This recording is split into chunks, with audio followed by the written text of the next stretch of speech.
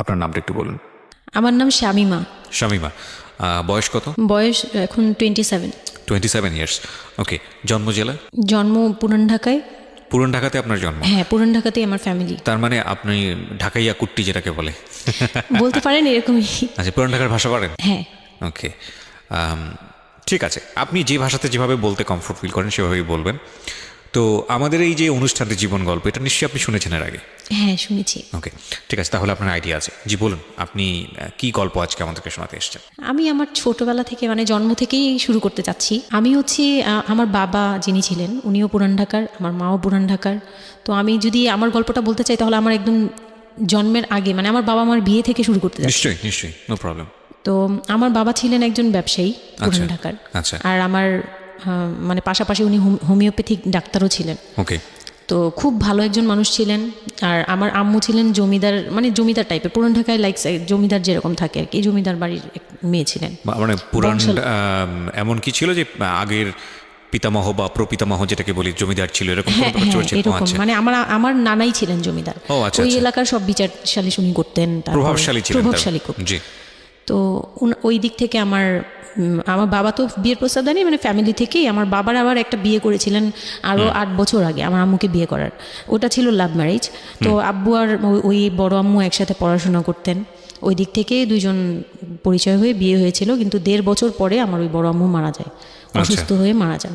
তারপর আমার আব্বু আর বিয়ে করবেন না এরকম বলেছিলেন যে আর বিয়ে করব না। তারপর প্রায় 8 বছর পরে আমার দাদু আর ফুপ্পিরা মিলে মানে আমার আম্মুকে চুজ করে তারপর বউ করে নিয়ে আসেন। ওকে। তো আমার আম্মু খুব অসুস্থ থাকতেন প্রায়, আমার আম্মু একটু ফিজিক্যালি একটু দুর্বল। আচ্ছা। তো ওইখান থেকে আমার আম্মুর বিয়ের প্রায় 2-3 বছর পরে আমার একটা বোন হয়। সেই বোনটা মারা যায় 6 মাসের মাথায়, আমার বোনটা মারা যায়।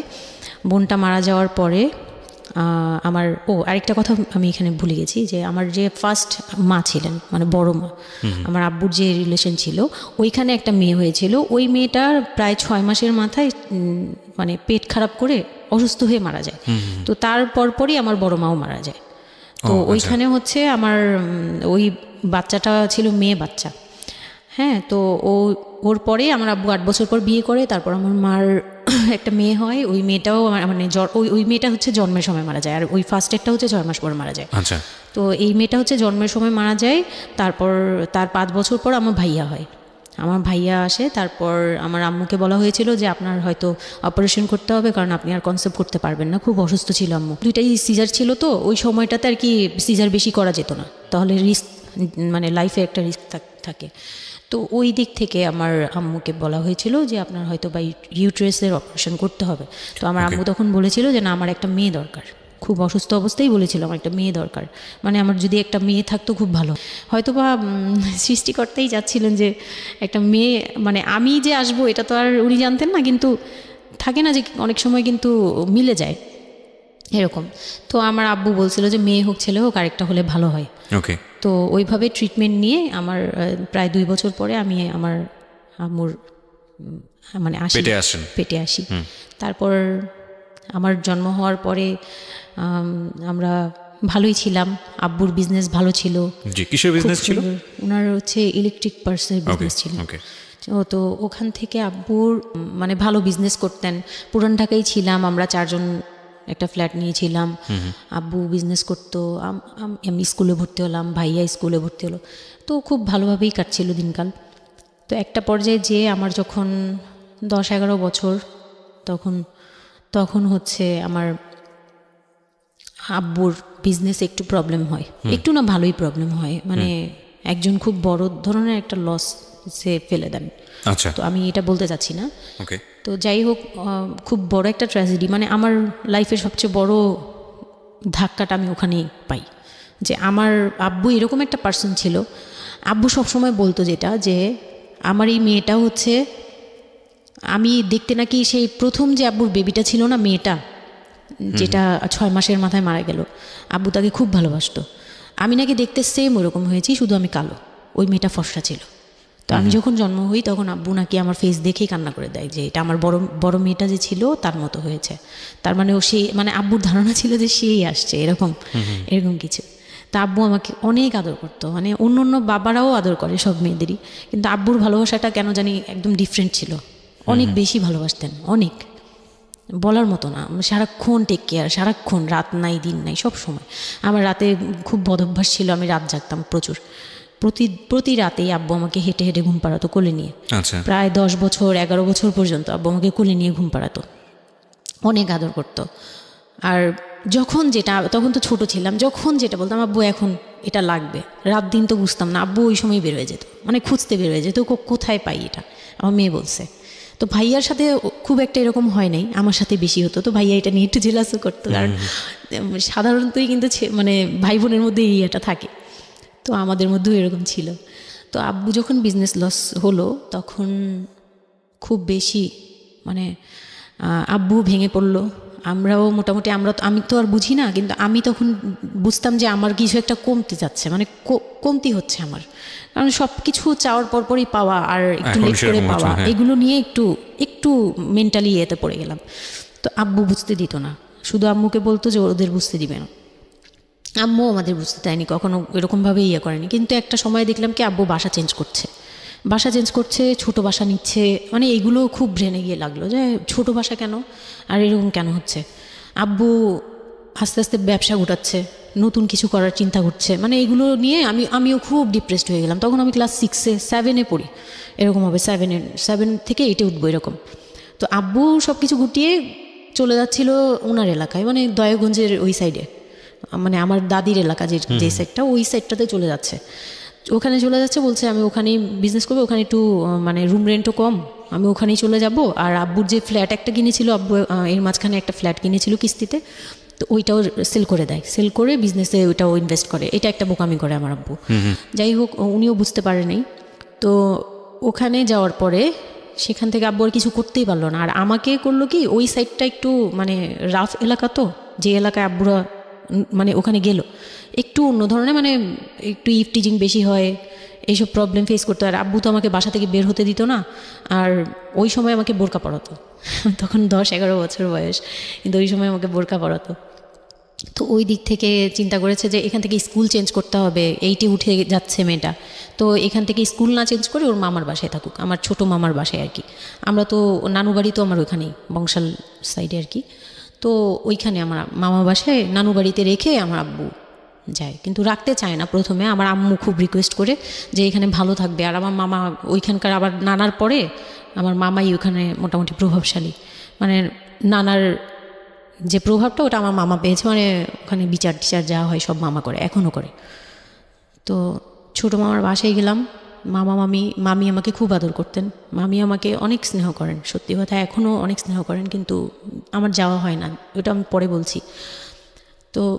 তো ওখানে ছিলাম, মামার বাসায় গেলাম, খালার ছেলে, বড় ছেলে, হ্যাঁ, উনি হচ্ছে আমার মানে মামার বাসায় আসছে হঠাৎ করে। আমি জানতাম না যে কেন আসছে, মাঝে মাঝে দেখা হলে সালাম নিতাম। কি নাম ওনার নাম রিপন। ওকে। তো উনি হচ্ছে আমার মামার বাসায় আসছে। আপনার খালাতো ভাই? জি, উনি আমার খালাতো ভাই, উনি আসছে। তো অনেক দিন পর আর কি আসছে। আমি তখন 9-এ পড়ি, পহেলা বৈশাখ ছিল, আমি 8 থেকে 9-এ উঠে গেছি পহেলা বৈশাখ। তো ওই সময়টাতে তাকে দেখলাম যে সে আমাদের বাসায়, রিপন।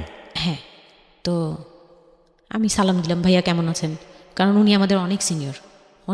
আপনি তখন ক্লাস 9-এ পড়েন? হ্যাঁ, 8 থেকে 9-এ আর কি। 8 থেকে 9-এ, ওকে। হ্যাঁ, তো ওই সময় আমি দেখে বললাম ভাইয়া কেমন আছেন, চা খাবেন? তো আমার মামা বললো হ্যাঁ, চা বানিয়ে নিয়ে আসো। তো আমি গিয়ে পরে শুনি যে আমার মামাতো ভাই আমাকে বলতেছে যে আমার মামাতো ভাই আবার আমার একদম মানে আপন ভাইয়ের চেয়েও বেশি বলবো, কারণ ওর সাথে আমি সব কিছু, মানে ও আর আমি একসাথে বড় হয়েছি, কখনো মনে হয়নি যে এটা আমার মামাতো ভাই, নিজের ভাই মনে হতো। তো আমার বলতেছে যে তুই তো এখন আন্টি হয়ে যাবি, মানে দুষ্টুমি করতেছে যে তুই তো এখন বড় ভাবি হয়ে যাবি, হ্যান তেন। আমি বলি কেন? বলে রিপন ভাই না তোরে বিয়ে করতে চায়। তো আমি খুব হেসে দিলাম, মানে আমি বলতেছি যে দুষ্টামি করতেছে, এরকম ভাবছিলাম যে মনে হয় ফান করছে। আমি ওর সাথে আবার কতক্ষণ চিল্লাচিল্লি যায়, উল্টাপাল্টা কথা বলিস কেন এই সেই। তো এইগুলা নিয়ে ওরা সবাই মিলে আমার সাথে বলতেছে, বলে কি কেমন কথা বলো। উনি বয়সে কত বড় ছিল আপনার থেকে? আমার তখন 13, আর উনার তখন ধরেন 37। 24 বছরের বড়, মানে আপনার না 24 বলতে এখানে, হ্যাঁ 24 বছরই তো বড়, 24 তাই তো? বছরের ও বড়। মাই গড, ওকে। তো উনি তখন, আমি ভাবতেই পারিনি যে এই লোকটার সাথে আমার বিয়ে দিবে সবাই। মানে ও বললে তো এটা পাগলামি মনে করার কথা, Right. যে এটা একটা পাগলামি, এটা এটা কেমন কথা ক্লাস 9-এ পড়া এক যে মেয়েকে। উনি যদি মানে লিগ্যাল বয়সে বিয়ে করতে হয়তো আমার সমান একটা বিয়ে বাচ্চাই থাকতো, হ্যাঁ। তা আমি না ভাবতেই পারিনি তখন। তারপরেও না আমি চুপ হয়ে গেছি, আমি এই ব্যাপারে ডিসিশন দেওয়ার মতো বয়স আমার ছিল না, জ্ঞানও ছিল না। তো হুট করে আমার মামা মামি আমাকে জিজ্ঞেস করারও প্রয়োজন বোধ করেনি বা জানানোরও প্রয়োজন, কী কারণে জানি না, তবে ওনারাই ডিসিশন নিয়ে বলল যে আমার আব্বু আম্মুকে জানালো, আমার মেঝো খালা যে মানে আমার আম্মুর ইমিডিয়েট বড় যে, ওনাকে আমার আব্বু আম্মুর কাছে পাঠায়। আর আমার আব্বু আম্মু তখন থাকে হচ্ছে তারই আমার এক ফুপির বাসায়, বাসা ভাড়া নিয়ে থাকে আর কি। তো ফুপির বাসায় থাকে, ফুপির নিজের বাসা, তো ওখানে থাকে। তো আব্বুর কাছে পাঠায়, তখন আমিও যাই ওই বাসায়। তো আমি তো আর জানি না এই কথা বলতে আসবে। আমি আবার ভাইয়ার সাথে বসে বসে গল্প করতে থাকি, ভাইয়া ছিল, ফুফাতো বোন ছিল, আমরা একসাথে গল্প করতে থাকি। তো হঠাৎ করে শুনি যে একটু মানে আমার খালা খুব জোরে সোরে বলতেছে, মানে চিল্লাচিল্লি করে বলতেছে যে যদি এই বিয়ে না হয় তাহলে আমাদের সাথে তোদের কোনো কন্ট্যাক্ট নেই, আজকে আচ্ছা। থেকেই বন্ধ। আচ্ছা, হ্যাঁ, এই বিয়ে হতেই হবে। কেন হতে হবে? আমার আব্বু বলছে কেন হতে হবে, আমার মেয়ে তো অনেক ছোট, ও তো এই সংসারে ভার নিতে পারবে না, বলো ওগুলো আমরা দেখব, ওরে আমরা বাচ্চার মতো পালবো। মানে উনি বলতেছে আমি দায়ভার নিলাম, আমি সব কিছু নিলাম, এইভাবে বলতেছে আমি সব কিছু দেখব, এগুলা নিয়ে কোনো টেনশনের কিছু নাই, নিজেদের মানুষ, এর চেয়ে ভালো কোনো অফার কোনো দিন পাবা না, মানে এর চেয়ে ভালো কোনো প্রস্তাব আসবে না, এই না সেই না, সেই অনেক কিছু বলতেছে। বৌমুকে কনভিন্স করতেছে যে এইটা যদি তোমরা হাতছাড়া করো তাহলে আর কখনো মেয়ের জন্য ভালো কিছু পাবা না, আর আমাদের সাপোর্ট তো জীবনেও পাবা না, তোমাদের একটা সাইড পুরো বন্ধ হয়ে যাবে, মানে আমরা আমাদের সাথে তোমাদের একদম রিলেশন শেষ, তোমাদের মেয়ে এখনই রেখে যাব, তোমরা কী করবা করো। তো আমার আব্বু ওই দিক থেকে একটু দুর্বল ছিল। পরে আমি এটা শুনে কান্না করে দিছি, মানে সাথে সাথে কান্না করে দিছি।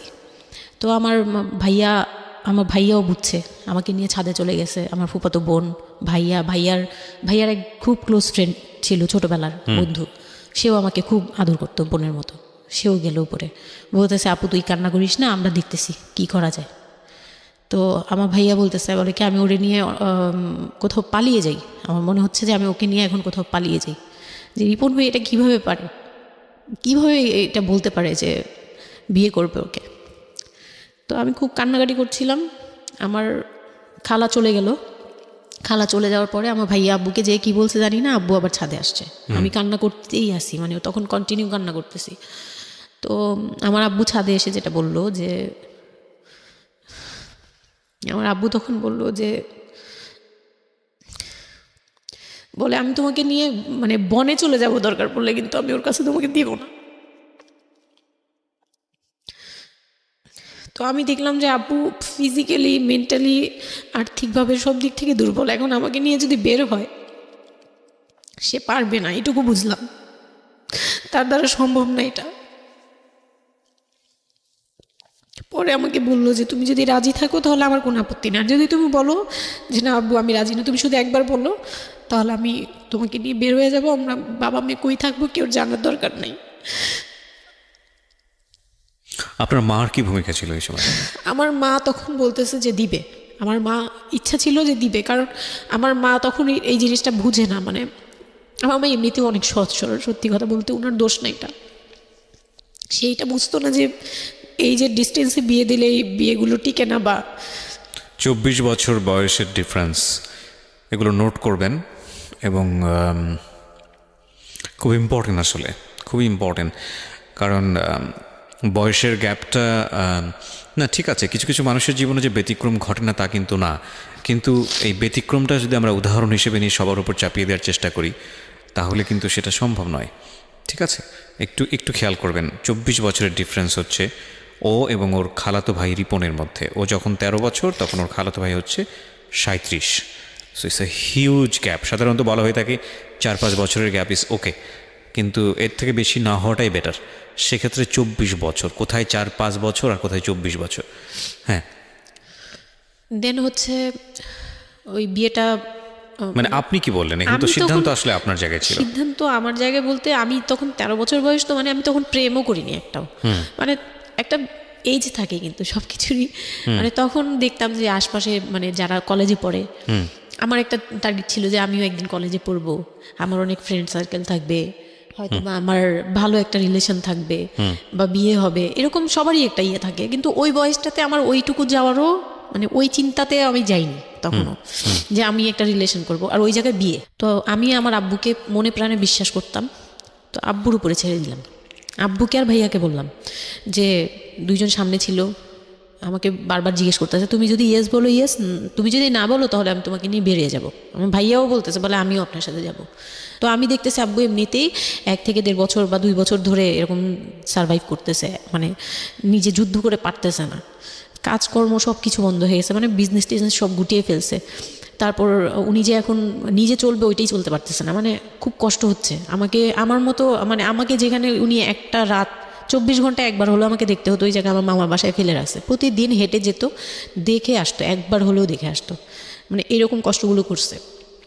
ওই দিক থেকে চিন্তা করে দেখলাম যে না, আমার আসলে ওনাকে প্রেশার দেওয়া উচিত না, ওনার উপর ছেড়ে দিই। ও তখন আর কি এটাই মাথায় কাজ করছে যে আব্বু আপনি যেটা বলবেন সেটাই। পরে তার 1 সপ্তাহের মধ্যে 14 এপ্রিল পয়লা বৈশাখ আর 23 তারিখে আমার এঙ্গেজমেন্ট হয়। এঙ্গেজমেন্ট হয়ে যায়? হ্যাঁ, ওই উনি একদম খুব তাড়াহুড়া করে যে এঙ্গেজমেন্ট হতে হবে, বিয়ে হতে হবে খুব শীঘ্রই, তো ওইভাবে এঙ্গেজমেন্ট হয়। মানে এঙ্গেজমেন্টের পরেও আমি একদম স্টপ, আমার মাথায় কিছুই, তখন আমি পুরোপুরি ব্ল্যাঙ্ক, মানে আমি যে নিজের থেকে কিছু বলবো কিছু করব আমার ভিতরে ওইগুলো আর কাজ করছিল না। স্কুলে যাইতাম, অনেক সময় যাই না, এরকম আর কি, যে যেতে ইচ্ছে করলে যাই, না ইচ্ছে করলে যাই না, ওকে, এরকম হয়ে গেলাম। এঙ্গেজমেন্টের 3 মাস পরে বিয়ে হওয়ার কথা ছিল, কিন্তু ঘুরতে ঘুরতে 4 থেকে 5 মাস ইয়ে হলো। তো 2004-এ 4 থেকে 5 মাসের মধ্যে সে আমার সাথে অনেকবার দেখা করতে চাইছে, কেউ দেখা করতে দেয়নি, কারণ আমার ফ্যামিলি খুব রেস্ট্রিক্টেড ছিল এইসব ব্যাপারে, কেউ দেখা করতে দেয়নি। আর আমিও ভয় পেতাম, তো আমি খুবই ভয় পেতাম, ওনাকে অনেক ভয় পেতাম, সোজা কথা আমি ওনাকে খুব ভয় পেতাম। তো এর মাঝখানে এক ভাবি, আমার নানু বাড়িতে ছিলাম, তো মানে মামার বাড়ি, আমার মামার নিজের বিল্ডিং হচ্ছে একটা, আর নানু বাড়ি পুরোনোটা, যেটা পুরোনো বাড়ি, ওখানে তো আমার সব জয়েন্ট ফ্যামিলি, মানে আমার অন্য অন্য মামারা এবং মামাতো ভাইয়ের বউরা সবাই একসাথে থাকে। তো আমার এক মামাতো ভাইয়ের বউ তাকে খুব রিকোয়েস্ট করছে যে ভাবি আপনি ওকে একটু ডেকে দেন, কথা বলবো। তো আমার মামাতো ভাইয়ের বউ মনে করছে যে সে তো তাদের তো বিয়েই হচ্ছে, তো সমস্যা কি, ডেকে দিই। তো আমাকে আর বলে নাই। প্রথম একবার আমাকে বলছিল যে দেখা করে দিবে, তখন আমি বলছি না আমি যাবো না, আমি দেখা করবো না, আমার খুব ভয় লাগতো। তখন আমার বিয়ের মনে হয় 1.5-2 মাস আগের কথা এটা। তো আমার মামাতো ভাইয়ের বউ আমাকে ডাকছে যে কিছু একটা বলে, মানে জামা বানানো বা সামহাও এরকম কিছু একটা, অনেক বছর আগে, তো ভুলেও গেছি যে কি একটা কারণে আমাকে ডাকছে সে। তো আমি গেলাম, একদম মনের অজান্তেই গেলাম। গিয়ে পরে রুমে গেছি, পরেই দেখি হইল মানে রিপন বসে আছে। তো বসে আছে দেখে না আমার একদম খুব একটা আঘাত লাগলো যে এই ভাবি আমাকে এইভাবে নিয়ে আসলো। আর ভাবি তো মজা করে, মানে ওনারও দোষ না, উনি ভাবতেছে যে নতুন বিয়ে হবে, ওদেরকে একসাথে করিয়ে এসেই। তো উনি বললো কি আচ্ছা তোরা বস, আমি চা নিয়ে আসি, এরকম বলে উঠে গেল না, আমার আরও ভয় লেগে গেছে। আর তখন আমি গিয়ে দেখতে পারলাম যে ওই লোকটার আচরণ খুবই খারাপ। মানে আমার কাছে তখন মনে হয়েছে যে কেন মনে হলো এটা, কেন মনে হলো, হুট করে ভাবি যখন গেল, সে সাথে সাথে আমার পাশে এসে বসছে এবং আমাকে মানে খুব মানে নোংরাভাবে টাচ করতেছে। তখন আমার বয়স খুব ছোট, তো স্বাভাবিক না এটা আমার কাছে ভালো না লাগার কথাই, কারণ মানে কথা হয় আমি না। তাকে বড় ভাই জানি। এক্স্যাক্টলি, মানে কয়দিন আগেও তো সালাম কালাম দিয়ে দূরে থেকে কথাবার্তা হ্যাঁ, বললাম। বড় ভাইয়া বলতাম, সবাই মানে তাকে বড় ভাইয়াটাকে, আমিও বড় ভাইয়া ডাকতাম ওই ইয়ে থেকে। আর সেই লোকটা এসে আমাকে মানে খুব অপ্রীতিকরভাবে জড়িয়ে ধরতেছে, তারপর জড়াজড়ি করতেছে, মানে খুব ঘেন্না লেগে গেল। আমি খুব জোরাজোরি করে আমি বললাম আমি এখন চিল্লাচিল্লি করবো, মানে তখন আমার খুব খারাপ লাগতেছিল, তখন বললাম আমি চিল্লাচিল্লি করবো বলে আমি একটু জোরে বলছি। পরে উনি আমাকে ছেড়ে দিছে, আমি এমন দূর দিছি একবারে সরাসরি মানে মামার বাসায় চলে গেছি, আর আসিনি। আর ওখানে গিয়ে অনেক কান্নাকাটি করছে যে এখন তো নাও করা যাবে না, আর এই লোকটা এরকম কেন, এই লোকটা তো তাহলে বিয়ের পরে, মানে আমার একটা ভয় ঢুকে গেছে যে এই লোকটা তো তাহলে আমাকে না জানি কি করবে, এরকম একটা ভয় ঢুকে গেছে। তখন তো ছোট ছিলাম, আর আমাদের ওই সময়টাতে তো এত মিডিয়া ছিল না যে আমরা এত কিছু বুঝবো যে এই আর কি। তো ওখানে তারপর 1.5 থেকে 2 মাস পরে বিয়ে হলো। এর মাঝখানে অনেকবার ফোন টোন করতো, করতো, আমি রেসপন্স করতাম না। তো বিয়ে যেদিন হলো, বিয়ের রাতের কথাটা কি বলবো। নিশ্চয়ই আপনার যদি মনে হয় যে বিষয়টা সামাজিকতার জায়গাটা থেকে খুব সেন্সিটিভ, একটা মেয়ের মানসিকতার জায়গাটা থেকে, যেটা আসলে এটা আমার বলার মতো শক্তিও নাই। সত্যি কথা বলতে আমি এটাই আমার লাইফের সবচেয়ে বড় ট্র্যাজেডি, বিয়ের রাত। হয়তো আপনি খেয়াল করছেন কিনা জানি না, কিন্তু আপনি মাঝখানে বললেন যে আমি অ্যাফেয়ার করবো কিভাবে, আমার মন তো তখনই ভেঙে দিছে। আমার ভিতরে একটা ভয় কাজ করে। কি হয়েছিল আমি জানি, আপনি খুব সুন্দর করে বলছেন গল্প, আপনি আপনার মতো করেই বলবেন, আমরা আসলে মূল মেসেজটাই পেতে চাই।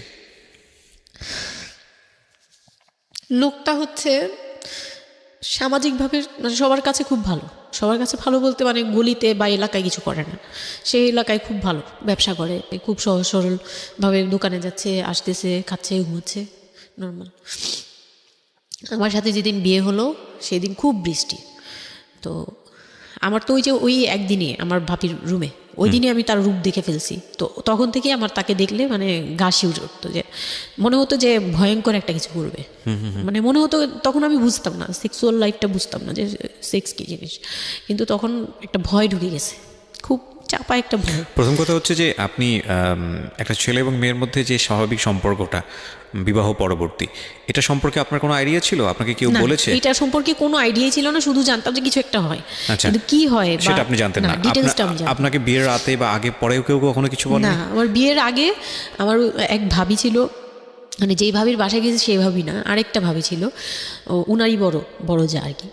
তো ওই ভাবি আমাকে জাস্ট কানে কানে বলছে যে আজকে কিন্তু যাই হোক একদম চুপ থাকবি, আমাকে এইভাবে বলছে। শুধু এটা বলেছে? শুধু এটা বলছে, আজকে যাই হোক। আরো ভয়ানক কথা বলেছে, মানে এটা শুনলে তো আরো ভয় লাগে। যাই হোক কি হবে, বলে কিছু বুঝো না তুমি, হ্যাঁ কিছু এতই ছোট, কিছু বুঝো না, এইগুলি বলতেছে। মানে আপনার মনে আরো বেশি ভয় ঢুকে গিয়েছে? কোনো ধরনের চিল্লাচিল্লি করবি না, চুপচাপ থাকবি, মানে জাস্ট হাসি মুখে এরকম করে বলছে। কিন্তু আমার কাছে একটু ভয় লাগছে তখনই, যে এই লোকটা তো ওই সময় যদি এরকম মানে খপ করে জড়া ধরতে পারে, এই লোক কী করতে পারে, কী হতে পারে, মানে এই টাইপের একটা ভয় কাজ করছে তখন এই জিনিসগুলো বুঝতাম না, মানে ফিজিক্যাল রিলেশন বা এগুলি এই সম্পর্কে কিছুই জানতাম না। জানতাম যে কিছু একটা হয়, হাজব্যান্ড ওয়াইফে কিছু হয়, কিন্তু কী হয় এটা জানতাম না, এরকম ছিলাম।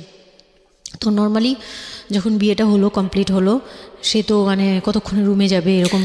তারপর বিয়ের দিন যেটা আর কি, রাতের বেলা সবাই আমাকে নিয়ে আসলো বাড়িতে, মানে ওনাদের বাসায়। তো ওই বাসায় হচ্ছে একটা রুম, মানে প্রথম হচ্ছে বাসায় ঢুকেই কোনো বারান্দা টারান্দা কিছু নেই, শুধু রুম আর সিঁড়ি। আচ্ছা, সিঁড়ি ঘর, মানে পুরান ঢাকার বাসাগুলো একটু বেশি হয়তো, খুব ছোট ছোট হয়তো, ঘিঞ্জি টাইপের হয়। হ্যাঁ, আমি একসময় জিএসআরসিতে কাজ করতাম, আমার ফার্স্ট জব ছিল ওটা, আমি সার্ভে করেছিলাম পুরান ঢাকায়। সেটাই আমার প্রথম পুরান ঢাকায় যাওয়া, এবং আমার কাছে মনে হয়েছিল যে আমি কোথায় এসেছি। অনেক ঘিঞ্জি ভাইয়া, না, এটা কারণ হচ্ছে কি, পুরান ঢাকা নিয়ে অনেকেই অনেক কিছু বলেন, কারণ ঢাকাইয়া যারা, তাদের কাছে পুরান ঢাকাটা একটা নস্টালজিক জায়গা। আমি তো আর ঢাকায় বড় হইনি, সো আমার কাছে ঢাকা, আমি যখন ঢাকায় প্রথম পাড়া দিয়ে যখন পাবলিক বাসে উঠেছিলাম, তখন আমার কাছে মনে হচ্ছে আল্লাহ আমি কোথায় আসলাম, এই জায়গায় আমি কেন আসলাম। তো নর্মালি হচ্ছে ঢাকা এরকম। তারপরে যখন পুরান ঢাকায় গেলাম, পুরান ঢাকার সাথে আমার ওই ধরনের অ্যাটাচমেন্ট কখনোই ছিল না। অনেক বেশি, অনেক ঘিঞ্জি। আমার মনে আছে চকবাজারের যেই চকবাজার নামে একটা যে জায়গা আছে, ওখানে চুরি পট্টি বা কি যেন একটা আছে না, যে মেয়েদের কসমেটিক্স বিক্রি করে, ম্যাক্সিমাম হচ্ছে নকল, আমি জানি না এখন কিরকম আছে। তো আমি জীবনে কোনোদিন দেখি নাই যে একটা মানুষ আরেকটা মানুষকে গলি দিয়ে ক্রস করতে পারে। এবং ইন্টারেস্টিং বিষয় হচ্ছে এখানে তো মেয়েরা ঢোকেই না, এবং ওর ঢোকার পরে ওপরে ছাদ, মানে এমনভাবে বিল্ডিংটা, অনেকগুলো বিল্ডিং মিলে ওই এলাকাটা, ওখানে ধাক্কা লাগবে, মানে এরকম একটা অবস্থা যে একজন আরেকজনকে ক্রস করতে খুব ভয়ানক, মানে রীতিমতো ভয়ানক অবস্থা। আর আমি সার্ভে করেছিলাম, যেহেতু আমি বিল্ডিংগুলো সার্ভে করতাম, মানে অনেক, আমি একদম ইউনিভার্সিটিতে অনার্স দিয়ে, না অনার্সের থার্ড ইয়ার বা সেকেন্ড ইয়ারে থাকা অবস্থার ঘটনা এটা, আমি সার্ভে করেছিলাম বিল্ডিংগুলো। তো সেই সময় ওই সময়টাতে আমার একটু জানা হয়েছে আর কি। তো আসলে ভয়ানক রকমের ঘিঞ্জি। হ্যাঁ, তো বলুন যেটা বলছিলেন। তো যেটা বলছিলাম যে ওই রাতে ওই একটা রুম, এরকম রুমের উপরে রুম, তার উপরে রুম, মানে সিঁড়ি রুম এরকম। আর প্রথম যে রুমটা, মানে নিচতলায় যে রুমটা ছিল, সেই নিচতলার রুমের সিঁড়ির নিচে ছিল চুলা আর বাথরুম, সিঁড়ি কর্নারে। ওকে, মানে এটা হচ্ছে ওদের নিজের বাড়ি। ওকে, এইটুকুই ছিল। মানে তিনটা রুম, মানে হচ্ছে হলো এক ধরনের বিল্ডিং, একটা বিল্ডিং, একতলা দুতলা তিনতলা এরকম বিল্ডিং, বা তিনটা বিল্ডিং, হ্যাঁ তিনতলা বিল্ডিং, কিন্তু সিঁড়ি আর রুম। মানে কত অল্প জায়গার মধ্যে এই জিনিসটা ম্যানেজ করেছে। হ্যাঁ, আমি পরে শুনেছি যে এটা আধা কাঠারও নিচে, আধা কাঠারও নিচে, ওই তো 1 শতক বা হাফ শতক জমি যেটাকে বলে। হ্যাঁ, শুধু একটা রুম আর সিঁড়ি, এইটুকু। তো ওইটুকুর মধ্যেই মানে বাড়িটা। তো ওই বাড়িতে আমার খালার বাড়ি ছিল, আমি তো প্রায়ই যেতাম, বেড়াতে যেতাম ছোটোবেলায়। তো আমাকে নিয়ে গেল, আর 3 তলার রুমে সবচেয়ে পরের রুম যেটা, ওটাতে আবার আমার মানে মেজো দেবর সম্পর্কে ছিল, সে আমাদেরও মানে আমার বিয়ের 12 বছর আগে বিয়ে করে ফেলছে। সে লাভ ম্যারেজ করছে, মানে উপযুক্ত বয়সে বিয়ে করছে। আর আমার হাজব্যান্ড আবার ছিল যে উনি আবার খুব লেটে বিয়ে করছে, মানে ফ্যামিলির দায়িত্ব পালন করে সবকিছু শেষ করে তারপর বিয়ে। 37 আসলে খুব লেট না, কিন্তু 37 এর জায়গা থেকে 13 বিয়ে করাটা খুব অবিবেচ্য। আমার জন্য তো সে অনেক বড়। যাই হোক, তারপর ওই দেবরের যখন বিয়ের 12 বছর হয়ে গেছে তখন উনি বিয়ে করছে। আর তো ওই ভাইয়া, মেজো ভাইয়া যে ছিলেন, তো মেজো ভাইয়ার রুমটা ছিল 3 তলায়। আমি ওখানেই আমার বাসর ঘরটা করা হয়েছিল আর কি। তো ফুল টুল তেমন ভালো আনা হয়নি, সে খুব রাগারাগি করছে। ছোট ভাই যারা ছিল এলাকার ছোট ভাইটাই, ওদের সাথে খুব রাগারাগি করছে আমার হাজব্যান্ড যে ছিলেন। তো এটা কোনো ঘর সাজানো হলো এই সেই বলে চলে বলতেছে, এখন তোমরা বের হও, অনেক হয়েছে, এখন তোমরা যাও, মানে খুব রাগারাগি করতেছে। তো আমি রাগ দেখে আরও ভয় পেয়ে গেছি। প্রথম রাত, তারপর আবার আমি মানে এই অবস্থায় আসছি, বউ হয়ে আসছি, আমার শরীরে ভারী গহনা, শাড়ি টাড়ি, মানে আমি এগুলোর ওজন নিতে পারছি না। 4-5 ঘন্টা হয়ে গেছে আমাকে এগুলো পরায় রাখা হয়েছে, ভারী মেকআপ দেওয়া হয়েছে, আমি এগুলো কখনো ইউজ করিনি ফার্স্ট লাইফে। মানে আমি দেবীর মতো সেজে বসে আছি, এরকম একটা ইয়ে। তো খুব ভয়েও কাজ করছে, নার্ভাসনেস। তারপর এখন কি হবে, সবাই বের হয়ে গেলে কি হবে, এটা একটা টেনশন। আর শুধু মানে কেমন জানি একটা ফিল, যেটা সাধারণত নর্মালি হওয়া উচিত একটা ছেলে এবং একটা মেয়ের জায়গাটা থেকে। এটা হচ্ছে জীবনের সবচেয়ে সুন্দরতম মুহূর্তের একটা, রাইট? আমরা সেটাই চিন্তা করি না। একটা মেয়ের জীবনে স্বপ্ন থাকে তার একটা বাসরাত কিংবা ফুলসজ্জার রাত, আমরা যেটাই বলি সেটা নিয়ে। একটা ছেলের জীবনেও নিশ্চয়ই থাকে, এবং সেটা চমৎকার হয়ে সারা জীবন স্মৃতি হয়ে থাকুক, এরকম কিছু একটা থাকে। এবং সেখানে বিষয়টা যদি এরকম হয় যে একটা মেয়ের জীবনে আতঙ্কের রাত এবং ভয়ানক রকম আতঙ্কের, লাইফের সবচেয়ে বড় আতঙ্কের রাত ছিল ওটা। তাহলে আপনি চিন্তা করে দেখতে পারেন। এবং সেটাকে যারা আজকে এই রেডিও যারা শুনে, যারা এটাকে এন্টারটেনমেন্ট হিসেবে নিচ্ছেন, তাদের জায়গা থেকে আমি বলতে পারি যে এখানে নিজেরও কিন্তু একটা পরিচয়ের বিষয় আছে। হ্যাঁ, মানে নিজের পরিচয়টা নিজের কাছে কি দিচ্ছেন একটু চিন্তা করে দেখেন। ঘটনার ভেতরে ঢোকার চেষ্টা করুন, এই মেয়েটার মানবিক অনুভূতিটাকে জানার চেষ্টা করুন, অন্য কিছু নয় প্লিজ। কজ আমরা আমাদের সামাজিকতার জায়গাটা থেকে মেয়েদের এই বিষয়গুলোকে উইথড্র করে বা না ভেবে তাদেরকে কখনো কখনো সারা জীবনটা ধ্বংসের দিকে ঠেলে দিই। হয়তো মেয়েটার ক্ষেত্রে এরকমই কিছু হয়েছে, আমরা একটু সামনের দিকে আগাবো। জি, তারপর উনি আমাকে, আমি তখন শাড়ি টাড়ি পরা, গহনা পরা, তো খুব নর্মালি সবাই চলে গেল পরে, খুব নর্মালি আমাকে বলতেছে যে ড্রেসটা চেঞ্জ করো, শাড়িটা চেঞ্জ করো, গহনা টহনা চেঞ্জ করো। তো আমি আমার লাগেজ থেকে একটা 3 পিস নিলাম, ওই 3 পিসটা নিয়ে ওয়াশরুমে চলে গেলাম। ওয়াশরুম বলতে ওই যে উপরের রুমেই একটা ওয়াশরুম আছে, আর নিচের রুমে, মানে উপরের রুমে তো আর সিঁড়ি ঘর নাই, সিঁড়ি ঘরটাতেই একটা ওয়াশরুম ছিল, ছোট্ট একটা টয়লেট ছিল। ওইটাতে গিয়ে আমি চেঞ্জ করলাম খুব কষ্টে, চেঞ্জ করে তারপর মুখের মেকআপ টেকআপ এগুলো ওয়াশ করে আসলাম। তারপর আসার পরে উনি বলতেছে উজু করে আসো। হ্যাঁ, তো আমি উজু করলাম, উনি উজু করছে করে, মানে প্রথম রাতে নাকি নামাজ পড়তে হয় সবাই বলে দিছে, তো ওই নামাজ পড়লো আমাকে নিয়ে। নামাজ পড়ার পরে বেডে গেলাম, মানে আমি বিছানায় যে বসলাম, খুব ভয়ে আছি যে কি বলবে কি করবে জানি না।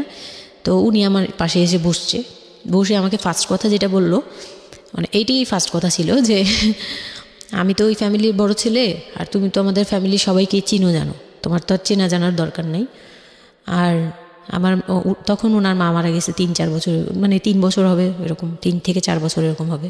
বলে আমার মা মারা যাওয়ার পরে আমি এখন সংসার দেখি, আমার হয়ে আমার মার জায়গাতে এখন তুমি। এটা শোনার পর আমার কাছে মনে হলো আজ তো একটা বাড়ি আমার মাথার উপর পড়লো।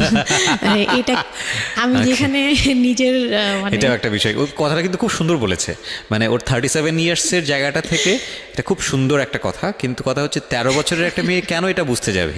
ও কিন্তু এটাই বুঝেছে যে এই 3 তলা একটা বাড়ি, 3 রুমের একটা বাড়ি ওর মাথার উপরে দিয়ে দেওয়া হলো। দেখুন, এই জিনিসটাই আমি আপনাদেরকে বোঝানোর চেষ্টা করছি যে আসলে সব কিছুর একটা বয়স থাকে। হ্যাঁ, এবং ছেলেটার জায়গা থেকে কিন্তু খুব সুন্দর নামাজ পড়েছে, বসছে, এখন পর্যন্ত আমাদের কাছে ভালোই লাগছে শুনতে। কিন্তু এটা আসলেই কেউ বুঝতে চাইবে? 13 বছরের মেয়েটাকে এই জিনিসটা বুঝতে চাইবে? এইটা বোঝাটা জরুরি ছিল। হ্যাঁ, তারপর উনি যেটা বলছে যে আমার ভাই বোন আছে, সবাই আমার ছোট, কিন্তু আমার তো প্রায় 10-12 বছরের বড়। ওনার যে 10-12 বছরের ছোট, সে আমার 12-13 বছরের বড়। মানে তাকে আমি ছোটবেলা থেকে এইভাবে দেখে অভ্যস্ত। তো এইগুলো চিন্তা ভাবনা মানে ওই সময় তো আর এত কিছু কিন্তু ওনার ছোট ভাই বোন এগুলা মানে ওনার কাছে তো এগুলো বাচ্চা এখনো, আর আমার কাছে তারা অনেক বড়। আমি তাদেরকে কি টেক কেয়ার করবো, তারা আমাকে করবে, মানে আমার এরকম একটা বিষয়টা তাই। হ্যাঁ, তো আমি চুপ হয়ে শুধু শুনছিলাম। ও আচ্ছা, মানে আমি কিছু বলার মতো ভাষাও পাচ্ছি না, বা আমি কি বলবো, আমার এখানে ডায়লগই কি ছিল, মানে আমি এরকম মনে হচ্ছে যে কেউ আমাকে একটা স্ক্রিপ্ট ধরাই দিত, আমি একটু দেখে আমাকে কেউ কিছু বলেও না, এই লোক কি বলতেছে। তো যাই হোক, এই কথাটার পরে মানে যখন উনি এটা বলার পরে বলতেছে যে তুমি, আমাদের একটা মানে রুলস আছে, বিয়ের পরে নাকি বাসর ঘরে নাকি কিছু দেয়, হাজব্যান্ড ওয়াইফকে কিছু দেয়, তারপর নাকি টাচ করে, এরকম কিছু একটা। তো আমাকে বলতেছে যে তোমার কি আমার উপর কোনো দাবি আছে, মানে এইগুলো আমি জানতাম না, এগুলো আমি অনেক পরে গিয়ে শুনছি, এগুলো অনেক পরে গিয়ে জানছি যে এই সময় নাকি কিছু চাইতে হয়, মানে এই সময় যা চাইবে তাই দিতে হবে, এরকম কিছু একটা। তো এটাও আমাকে কেউ বলে দেয়নি। তো আমি ওই সময় একটা লসে পড়ে গেলাম না, মানে এরকম মনে হচ্ছে এখন আর কি। তো তখন আমাকে এটা কেউ বলে নাই। তো আমি বললাম যে না, আমি জানতাম না দাবি জিনিসটা কি। তো না বলার পরেই সে তো মানে আমার কাছে খুবই মানে এই কথাগুলো বলতে আমি বলতে পারবো না। না ঠিক আছে, বলার দরকার নেই, আমরা জাস্ট সিচুয়েশনটা বুঝতে যাচ্ছি যে ওইটা আমার ফার্স্ট নাইট ছিল, আর আমি ওগুলা মানে ওই ফিজিক্যাল ব্যাপারগুলো আমি বুঝতাম না, ওই সময়টাতে বোঝার কথাও না, বুঝতামও না, একদমই বুঝতাম না যে এই হয়। তো যখন উনি শুরু করলো, শুরু থেকে শেষ পর্যন্ত মানে খুব অল্প সময়ের মধ্যে খুব অমানবিকভাবে মানে এটা এখন বর্তমানে যদি আমি কল্পনা করতে যাই, তাহলে এটা একমাত্র পারে রেপিস্টরাই পারবে, এটা রেপ ছাড়া কিছু ছিল না। এখন বুঝি, ওই সময় বুঝতাম না।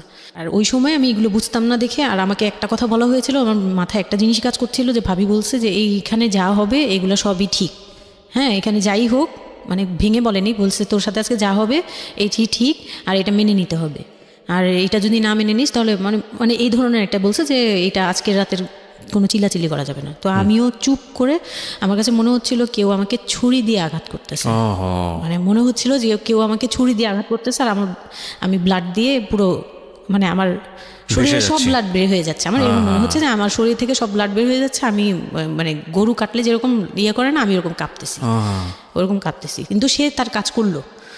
আমি খুব অবাক হয়েছি যে আমি উঠে বসতে পারতেছিলাম না, সে আমাকে টান দিয়ে উঠে বসায় বলতেছে ওয়াশরুমে যাও। আমি ওয়াশরুমে কীভাবে গেছি আমি জানি না, আমি খুব ধরে খুব কষ্টে কাঁপতে ওয়াশরুমে গেলাম, ফ্রেশ হয়ে আসলাম।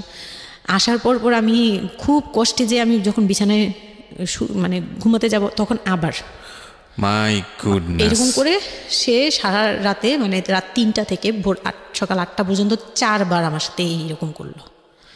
আমি আর সকালে উঠতে পারি না, মানে আমি উঠে বসতে পারি না। তারপর 2-3 দিন কি হয়েছে আমার মাথায় নেই, মানে আমি এখন আর এটা বলতে পারবো না, কারণ আমি পুরো সেন্সলেস ছিলাম, আর ওনারে দেখলেই আমার ভয় লাগতো।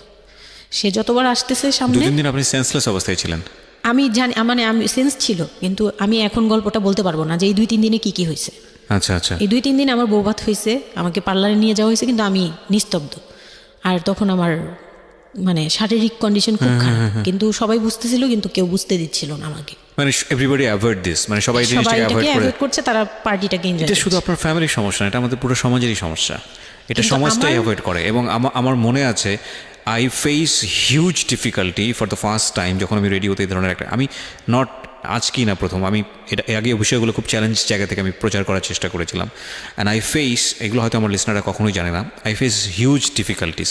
যখন আমার প্রথম বইটা পাবলিশড হয়, সেটা নিয়েও আমার একটা বড় ধরনের ডিফিকাল্টি ফেস করতে হয়েছে। একটা অদ্ভুত বিষয় হচ্ছে, আমাদের সমাজে এই বিষয়গুলোকে আমরা অ্যাভয়েড করি, আমরা ঢেকে রাখতে চাই, আমরা মনে করি এটা একটা ট্যাবু, এটা সমাজে 8-10 জন মানুষের সামনে এটা নিয়ে আলোচনা করা যায় না। একটু চিন্তা করে দেখবেন, আলোচনা করা যায় না এটা কোন অর্থে? যদি বিষয়টা নিয়ে সুড়সুড়ি দেওয়া হয়, যদি বিষয়টা নিয়ে এমনভাবে বলা হয় যে এটা এমনভাবে প্রেজেন্ট করা হচ্ছে যেটা একটা রগা বিষয়, এবং সেটা শুনে আরও কারোর মধ্যে এই ধরনের পাশবিক বা সে আসলে এন্টারটেনমেন্টের জায়গা থেকে নিয়ে এটাকে মজা হিসেবে নিল, বিষয়টা তখনই একটা প্রশ্ন আসে।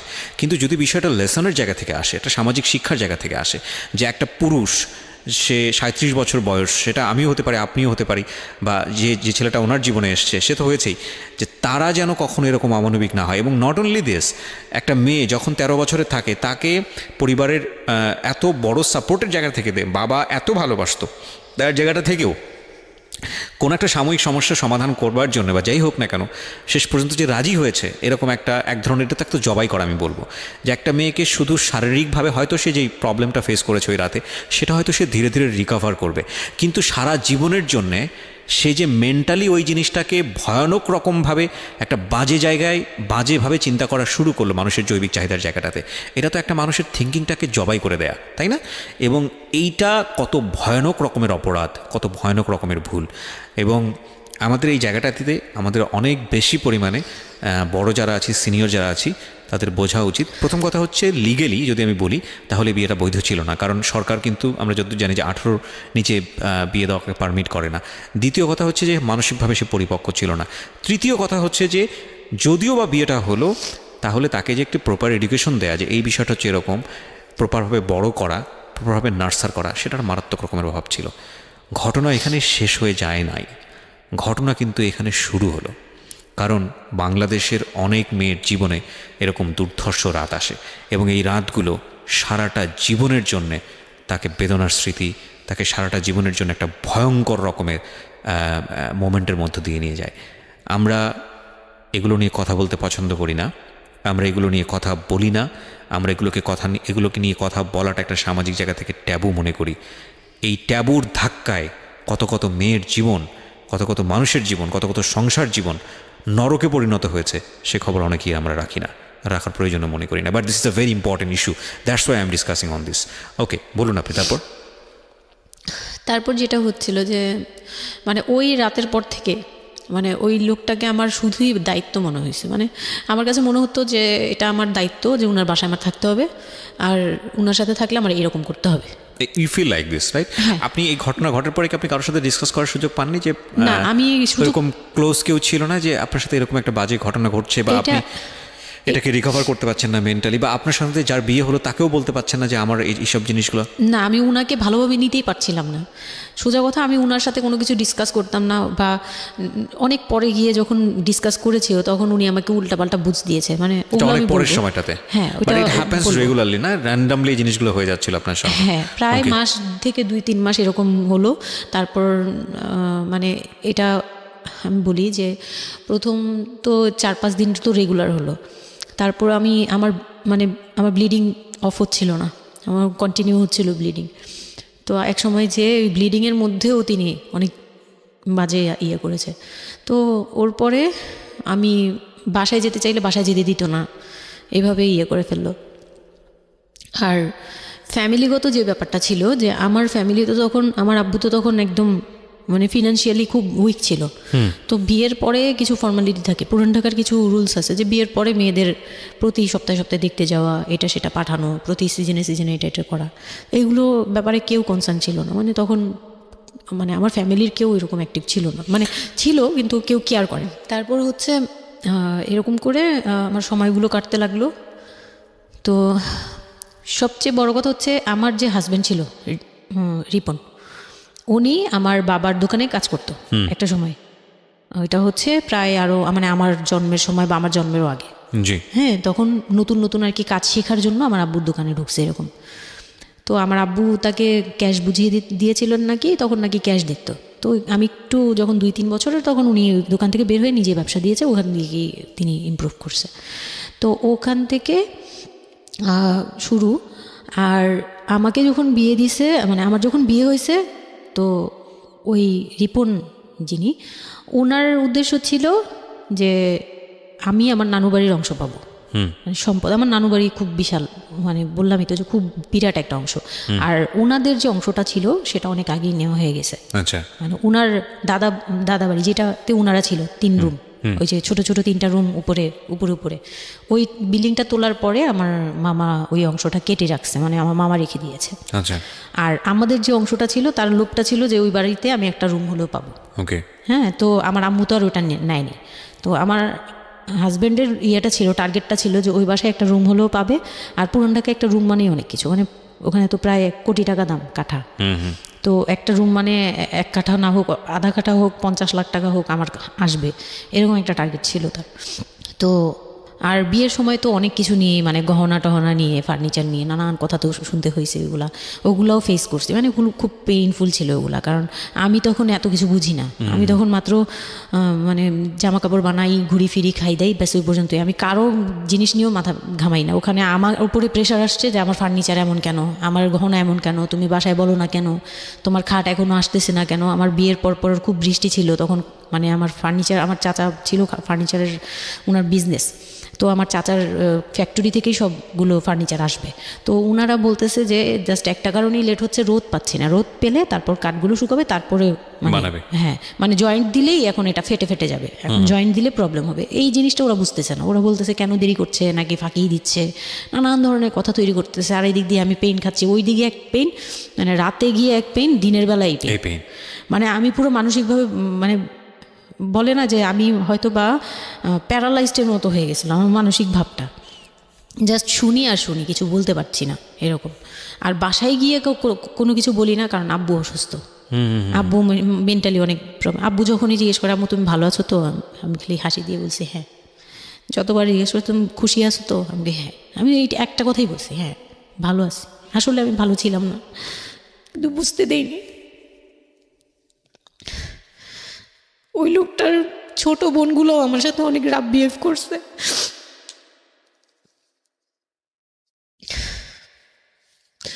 তো অনেক রুডলি আচরণ করেছে। আর ওনার যে ছোট ভাইটা ছিল, মানে আমার যে মেজো ভাই যেটা আর কি, ওনার আগে যেটা বিয়ে করেছে, তো ওনার ওয়াইফ ছিল আমার অনেক বছরের বড়, কারণ তাদের বিয়ে হয়েছিল 12 বছর আগে। আমার বিয়ের 12 বছর আগে তার বিয়ে হয়েছিল। আমি যখন বাড়িতে বেড়াতে আসতাম তখন মানে ভাবি রাতে খাওয়া দাওয়া এরকম, আমি ভাবি বলেই ডাকতাম, কিন্তু সম্পর্কে আমি বড় যা। কিন্তু উনার প্রায় উনাকে আমাকে একসাথে কোথাও দেখলে কেউ বলতো যে তোমার মেয়েটা, মানে এভাবে বলতো। তো ওই দিক থেকে উনার একটু, এটা জেলাসি বলবো না, এটা হয় আসলে, এটা নর্মাল একটা ব্যাপার। কারণ একটা উনি অনেক এইজ হয়ে গেছিলো, উনি নিজের জায়গা থেকে নিজেকে একটু দুর্বল মনে করতো। আমাকে এমনিতে সাপোর্টও দিত, আবার অনেক সময় দেখে কিন্তু পেইনও দিত, অনেক পেইন দিত। কিন্তু আমি ওই সময়টাতেই কেন জানি আমি ছোট থেকে এই জিনিসগুলো বুঝতে চেষ্টা করি যে কেউ আমাকে কেন জেলাসি করছে, কারণ তার মধ্যে কোনো দুর্বলতা আছে, আমার ওইটার জন্য মায়া হয়। আমার কখনো এইটা মনে হয় না যে সে কেন জেলাসি করবে, আমি তার সাথে এখন কোচাকুচি করবো, মানে এই টাইপের মেন্টালিটি আসে না আমার। কেন জানি মনে হয় এই জায়গাটা যদি শুধরানো যেত, তাকে যদি একটু বোঝানো যেত আমি তাকে খুব ভালোবাসি বা আমি তাকে কিছু হেল্প করতে চাই, এরকম মনে হতো। তো ওই দিক থেকে আমি কিচ্ছু বলতাম না, কিন্তু সে আমাকে খুব পেইন দিত, কথাবার্তা এটা সেটা। উনি অনেক সিনিয়র পার্সন ছিল, তো কোনো গেস্ট আসলে আমাকে কীভাবে ছোট করবে, কিভাবে আমাকে অপমান করা যায়, কিভাবে কি দিয়ে, এগুলো নিয়ে সবসময় ইয়ে করতো। ওই দিকগুলো খুব পেইনফুল ছিল। তো ওগুলো যখন শেষ করলাম, মানে আমার যাকে বলতাম মাঝে মাঝে দুই একটা কথা, এগুলো নিয়ে সে আবার মানে মানে এখানে সেখানে বলে আরও ব্যাপারটাকে বড় বানাতো। তো আমি তখন বুঝতাম না, এখন বুঝি। তো এর মাঝখানে হলো কি, আমি প্রেগনেন্ট হলাম। না, বিয়ের 1.5 মাস পরে আমি হচ্ছে কক্সবাজার যাব। আচ্ছা। আমার হাজব্যান্ড বলতেছে যে ঈদ চলে আসছে, তুমি ঈদের মধ্যে কিছু না নিয়ে আসো, ঈদের পরে আমরা কক্সবাজার যাই, এখানে কোনো খরচ টরচ যাতে আমাদের না হয়, হ্যাঁ এই জন্য আমরা কিছু কিনবো না। আমি বলছি আচ্ছা ঠিক আছে। তো তখন হচ্ছে বসুন্ধরা সিটি মার্কেটটা হচ্ছে নতুন হয়েছে। তো উনি বলতেছে আমরা বসুন্ধরা সিটিতে যাব শপিংয়ে, কিন্তু উনি যেটা বলতেছে যে আমার মানে বসুন্ধরা সিটিতে যাবে, কিন্তু আমাকে যে কিছু কিনে দিবে না এটা আমি জানতাম না। তো ওনার সাথে আমি গেলাম, প্রায় 20 থেকে 25 হাজার টাকা শপিং করলো। ওগুলা হচ্ছে সব ওনার বোন জামাই, বোনের বাচ্চা কাচ্চা, মানে ফ্যামিলির জন্য আর কি, ভাই বোন। আমিও পছন্দ করে করে কিনলাম সবার জন্যই যা যা লাগে। কেনাকাটার পরে আমি তো তখন ছোট মানুষ, তখন তো আমার 13-14 বছর বয়স। তো আমি কখনো এমন হয়নি যে আমি ঈদে জামা কাপড় নিইনি বা জামা কাপড় নতুন জামা কিনিনি, এরকম কখনোই হয়নি। তো ওইটা আমার বিয়ের ফার্স্ট ঈদ। তো আমার একটা শখ ছিল কি যে অন্তত একটা কটন ড্রেস হলেও আমি পাবো, এরকম একটা ইয়া ছিল আমার ভিতরে, যে না আমাকে কি আর না দিবে নাকি, বলছে দিবে না, হয়তো বা ভালো কিছু দিবে না, হয়তো নর্মাল কিছু হলেও আমাকে দিবে, ঈদে তো আর পুরনো জামা পরে থাকবো না। তো আমার এরকম ধারণা ছিল। ও পুরো শপিংটা শেষ করলো সারাদিনে, আমি রোজা রেখে পুরো শপিংটা করলাম খুব চয়েস করে করে। লাস্ট মোমেন্টে যে সে আমাকে নিয়ে চলে আসতেছে, যখন সে আমাকে নিয়ে রওনা দিল, মানে আমার মনটা খারাপ হয়ে গেল, আমি এটা কিচ্ছু বলিনি। বিয়ের প্রথম ঈদ, প্রথম ঈদ এটা, তো আমি কিচ্ছু বলিনি। সাচ এ ইডিয়ট, মানে নাথিং টু সে, মানে স্পিচলেস টোটালি। হ্যাঁ, পরে উনি কিচ্ছু কিনে দিল না আমাকে, তখন আমি না মনটা খারাপ হলো আমার, কারণ স্বাভাবিক এটা, আমার এখনকার বয়স হলে হয়তো হাইড করতে পারতাম, আমি এখনও পারি না, সত্যি কথা বলতে আমি কখনোই নিজেকে হাইড করতে পারিনি, এখন তো তখন তো আরও পারতাম না। তো উনি আমাকে করলো কি, যে আসার সময় বলতেছে যে একবারে নিচে, তখন বলতেছে তোমার কি মন খারাপ? আমি বলছি যে না, কি আমি তো কিছু নেই নাই, ঈদের দিন কি পরবো? তো বলতেছে তোমার তো অনেক ড্রেস নিয়ে আসছো, ওগুলা থেকেই পরো, ওগুলোই তো এখনও পুরোনো হয়নি, এখন দরকার কি আছে কেনার? বলে তারপরে চুড়ি দেখলো, চুড়ি দেখে আমাকে 2 মুঠ চুড়ি কিনে দিল 200 টাকা। এই ছিল আমার ঈদের মানে ফার্স্ট অ্যান্ড লাস্ট, এইটাই ছিল আমার শপিং, আর কোনো কিচ্ছু কিনে দেয়নি সে আমাকে। তো বাসায় আসলাম, বাসায় আসার পরে তার ভাই বোনরা বলতেছে যে সবার জন্য কিনছেন, ওর জন্য কিছু নেন নাই। সে আমাকে মানে তার ফ্যামিলি থেকে আমাকে সেভ করবে কি, সে আমাকে বরঞ্চ বলতেছে যে ওরে কি কিনে দিব, ওর বাসা থেকে আমারে কি দিছে যে আমি ওকে কিনে দিব। তখন আমি বুঝলাম যে ও আচ্ছা, কেন সে কিনে দেয়নি? সে কিনে দেয়নি। হ্যাঁ, তো আমি আর বাসায় কিন্তু কিছু বলিনি বা বাসায় যাইও নেই এর মধ্যে। বাসা থেকে আসলে সামর্থ্য কি ছিল আপনার ফ্যামিলিকে, মানে কিনে দেওয়া হয়েছিল কি ঈদের প্রথম দিন জামাইকে কিছু কিনে দেওয়া বা এরকম কোনো কিছু? হ্যাঁ, এটা করেছিল চান রাতে, একবারে লাস্টের দিকে, লাস্টের আর দিকে, আপনাদের শপিংটা হয়েছে তার আগে। তার আগে তো সে এটা বলে ফেললো প্রায় 20 রোজার পরে এই ঘটনা আর কি। তো একবারে চাঁদ রাতের দিন আমার ভাই আর কি একটা পাঞ্জাবি গিফট করলো তাকে, আর সে আমাকে আর কিছুই দিল না। হ্যাঁ, সে ভাবতেছে যে আমি বুঝি বাসায় জানানোর পরে তখন এটা করছে। হ্যাঁ, তখন গিয়ে আরো খেপে গেল যে আমি নাকি বাসায় জানাইছি, তাকে ছোট করলাম এই জন্য। কিন্তু আসলে মানে সত্যি কথা বলতে যে আমি কিছুই বলি নাই, আমার মুখ দিয়ে তখন কথাই আসতো না, আমি ম্যানেজ কি করব, আমার তো কিছুই মাথায় থাকতো না তখন। তখন আমি তো পুরো মেন্টালি একটা ইয়েতে ছিলাম।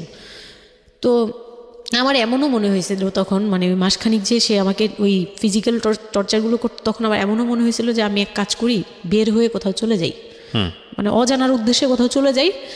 যদি আব্বুর এই অবস্থা না থাকতো হয়তো আমি করতাম এটা।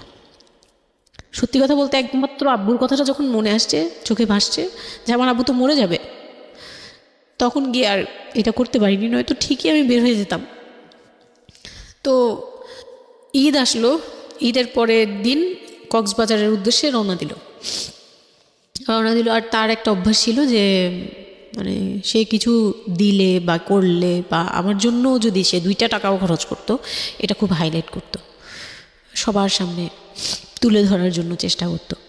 ওই কক্সবাজার যাবে, সে খুব মানে ঢোল পিটাচ্ছে যে আমাকে নিয়ে কক্সবাজার যাচ্ছে, কিন্তু শপিং করে দেয়নি, এটা আবার হাইড করতেছে। আচ্ছা, যাই হোক, ওই সব বলতে গেলে শপিংয়ের টাকা সেভ করে আমাকে কক্সবাজার নিয়ে যাচ্ছে। তো গেলাম কক্সবাজারে, সেখানে গিয়ে আরেক ধাক্কা খেলাম যে কক্সবাজার যাওয়ার পরে প্রথম রাত মোটামুটি ভালো ছিলাম, পরের দিন সকালে সে আমার সাথে মানে এমনভাবে মানে ফিজিক্যাল রিলেশন করতে চেয়েছে যেটা সম্পর্কে আমি অবগত ছিলাম না, মানে আমি জানতাম না যে এরকম কিছুও হয়। তো এক সময় সে আমার হাত পা জোড়াজোড়ি করে ধরে, মানে প্রায় হাত পা বাঁধার মতো জোড়াজোড়ি করে সে আমার সাথে ওই রকম কিছু করতে চায়। তখন আমার মানে আমি খুব বাধা দেওয়ার পরে বা চিল্লাচিল্লি করার পরে সে আমার গায়েও হাত তোলে, 2-3টা চট থাপ্পড় দেয়। আপনাদের মধ্যে সম্পর্কের জায়গাটা কি আপনি তখনও কি ওনাকে আপনি করে বলতেন? হ্যাঁ, আমি এখনও স্টিল নাও। তার মানে বিষয়টা এরকম হয়ে গেছে যে ওই দূরত্বটা বিয়ের পরে ছিল, এবং সেই দূরত্ব থাকা অবস্থায় ও এই জিনিসগুলো প্র্যাকটিস করে যাচ্ছে ওর মতো করে।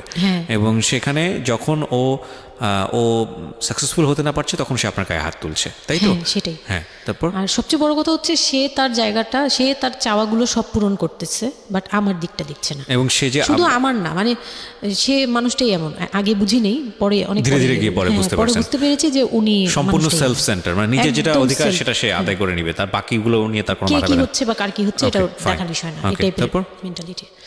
তো এইগুলো করার পরে আমার মানে খুব পেইন হলো, আমার খুব কষ্ট হলো যে আমি কবে ঢাকায় যাব, একটা পেইন। ওটা কি জীবনে প্রথম কক্সবাজার যাওয়া? হ্যাঁ, ওটা আমার লাইফে ফার্স্ট। চিন্তা করে দেখুন, এক ধরনের হানিমুনি বলা চলে ওদের জন্য। হানিমুনি করা হয়েছিল, কিন্তু ওটা আমার জন্য হানিমুন ছিল না, অন্য কিছুই ছিল। আচ্ছা, খুব পেইনফুল ছিল। ওকে। যাই হোক, আমি খুব ভয়ে ভয়ে ছিলাম যে এখানে আমাকে মেরে ফেললেও কেউ জানবে না, এরকম একটা ফিল ছিল আমার ভিতরে। একটা জিনিস চিন্তা করতে পারেন, প্রত্যেকটা মোমেন্ট একটা মানুষ একটা মেয়ের সাথে, একটা ছেলের সঙ্গে বসবাস করছে একটা মেয়ে, এবং তাদের স্পেশাল মোমেন্টসগুলো তার জন্য ভীতির কারণ। সে হয়তোবা তখন এরকম মানে চিন্তা করছে যে এই স্পেশাল মোমেন্টটা যেন না আসে, ওর সঙ্গে স্পেশাল টাইমটা যেন আমি না হয়, রাত যেন না হয়।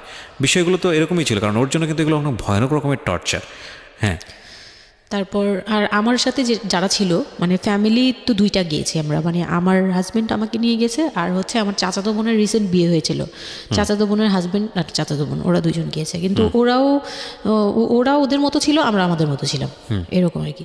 তো ওইভাবে আর আমাদের সাথে ইয়ে করা হয়নি যে একদম সব বিষয়ে ডিটেলস বলা। আর আমার চাচাতো বোন আমার অনেক বড় ছিল, যার কারণে আমি আপুকে বলতাম না, লজ্জা পেতাম। তো ওই দিক থেকে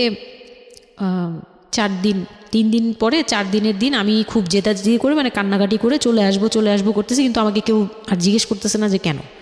মানে আমার বোন জামাইও বিষয়টা খেয়াল করেনি, আমার বোনও খেয়াল করেনি যে আমি কেন বারবার চলে আসতে যাচ্ছি। হ্যাঁ, এত সুন্দর একটা ওয়েদার, ওরা তো খুবই এনজয় করছিল হয়তো বা, মানে আমি তাদের এনজয়মেন্টে বাধা দিলাম, এরকম আর কি। তো খুব কান্নাকাটি করে ওই রাতেই আমি চলে আসবো। আমি বলছি তোমরা সবাই থাকো, আমি চলে যাই, মানে এইভাবে কান্নাকাটি করছে। আমি থাকবোই না, আমি আর একটা রাত এখানে থাকবো না। আমার কাছে মনে হচ্ছে তাও এলাকার ভিতরে তো থাকবো, যাই হোক, কিন্তু এখন তো আমি বাইরে আছি, অনেক দূরে। আমার কাছে এরকম মনে হচ্ছিল যে আমি যদি মরে যাই, আমি যদি যে কোনো সময় আমি মারা যাবো, এরকম মনে হচ্ছিল। তো আমি ওই সময় বলাতে ওরা সবাই মিলে চলে আসছে, সবার মন খারাপ যে আমার জন্য চলে আসতে হলো তাদের। তো ঢাকায় আসলাম। ঢাকায় আসার পরে ঈদের ছুটির শেষে সে তার মতো করে বিজনেস করতেছে, আমি আমার মতো ঘরে ছিলাম। জি। 2-3 মাস গেল, কোরবানি ঈদ আসলো, প্রথম কোরবানি ঈদ। কোরবানি ঈদের সময় যেটা হলো সেটা হচ্ছে আমার মামার বাসা থেকে মাংস, মানে কোরবানি ঈদের যে মাংসটা পাঠায়, পুরান ঢাকার একটা ইয়ে আছে যে নতুন বিয়ে হলে বাবার বাড়ি থেকে রান পাঠানো হয়, একবারে পুরো একটা রান ধরে পাঠিয়ে দেয়, বাবার বাড়ি থেকে মেয়েদের পাঠায়, মানে কোটাকুটি নেই, রানী পাঠিয়ে দিতে হবে একদম আস্ত পাঠায়। এটা পুরান ঢাকার রেওয়াজি, একবারে যে কয়টা মেয়ে থাকবে ওই কয়টা রান বাসায় যাবে, মানে ওই রানগুলোর কেউ কাটতে পারবে না, একদম আস্ত পা ধরে দিয়ে দিবে একবারে। আচ্ছা আচ্ছা, ইন্টারেস্টিং তো। হ্যাঁ, এটা কিন্তু পুরান ঢাকার একটা রেওয়াজ, এখনো আছে। মানে কোরবানি হলেই সঙ্গে সঙ্গে রানটা যাবে মেয়ের বাসায়। আচ্ছা, মেয়ের বাসায় যেতেই হবে এটা। তো ওই রকম আমার মানে ওরা আশা করছিল যে আমার মামা এরকম করবে, কিন্তু আমার মামা তো প্রায় অনেক বড় গরু দেয়, আর একটা দেয় না, 2টা থেকে 3টা দেয়। তো ওনার নিজেরই আছে 3টা মেয়ে, 3 মেয়ের শ্বশুরবাড়িতে পাঠাতে হয় 3 রান। মানে এখন এক মেয়ের, বড় মেয়ের যে 20 বছর 22 বছর হয়ে গেছে বিয়ের, তারপরও পাঠাচ্ছে, প্রতিনিয়ত পাঠাতে হয়। তো ওই দিক থেকে আমি যদি এখন আরেকটা নেই, তাহলে ওনার কিন্তু আরও কাউকে উকিল দিয়েছে, বা আরও কোনো মেয়ে আছে, মানে আমার উকিল দিয়েছে, আমার খালু দিয়েছে, আরেক খালু, আমার ওই খালা হচ্ছে আমার আম্মুর খালাতো বোন, মামাতো বোন, কিন্তু আমাদের বাসায়, মানে আমার নানু বাড়িতে বড় হয়েছে দেখে আমার আম্মুর খুব ক্লোজ। তো ওই খালু আমাকে উকিল দিয়েছেন।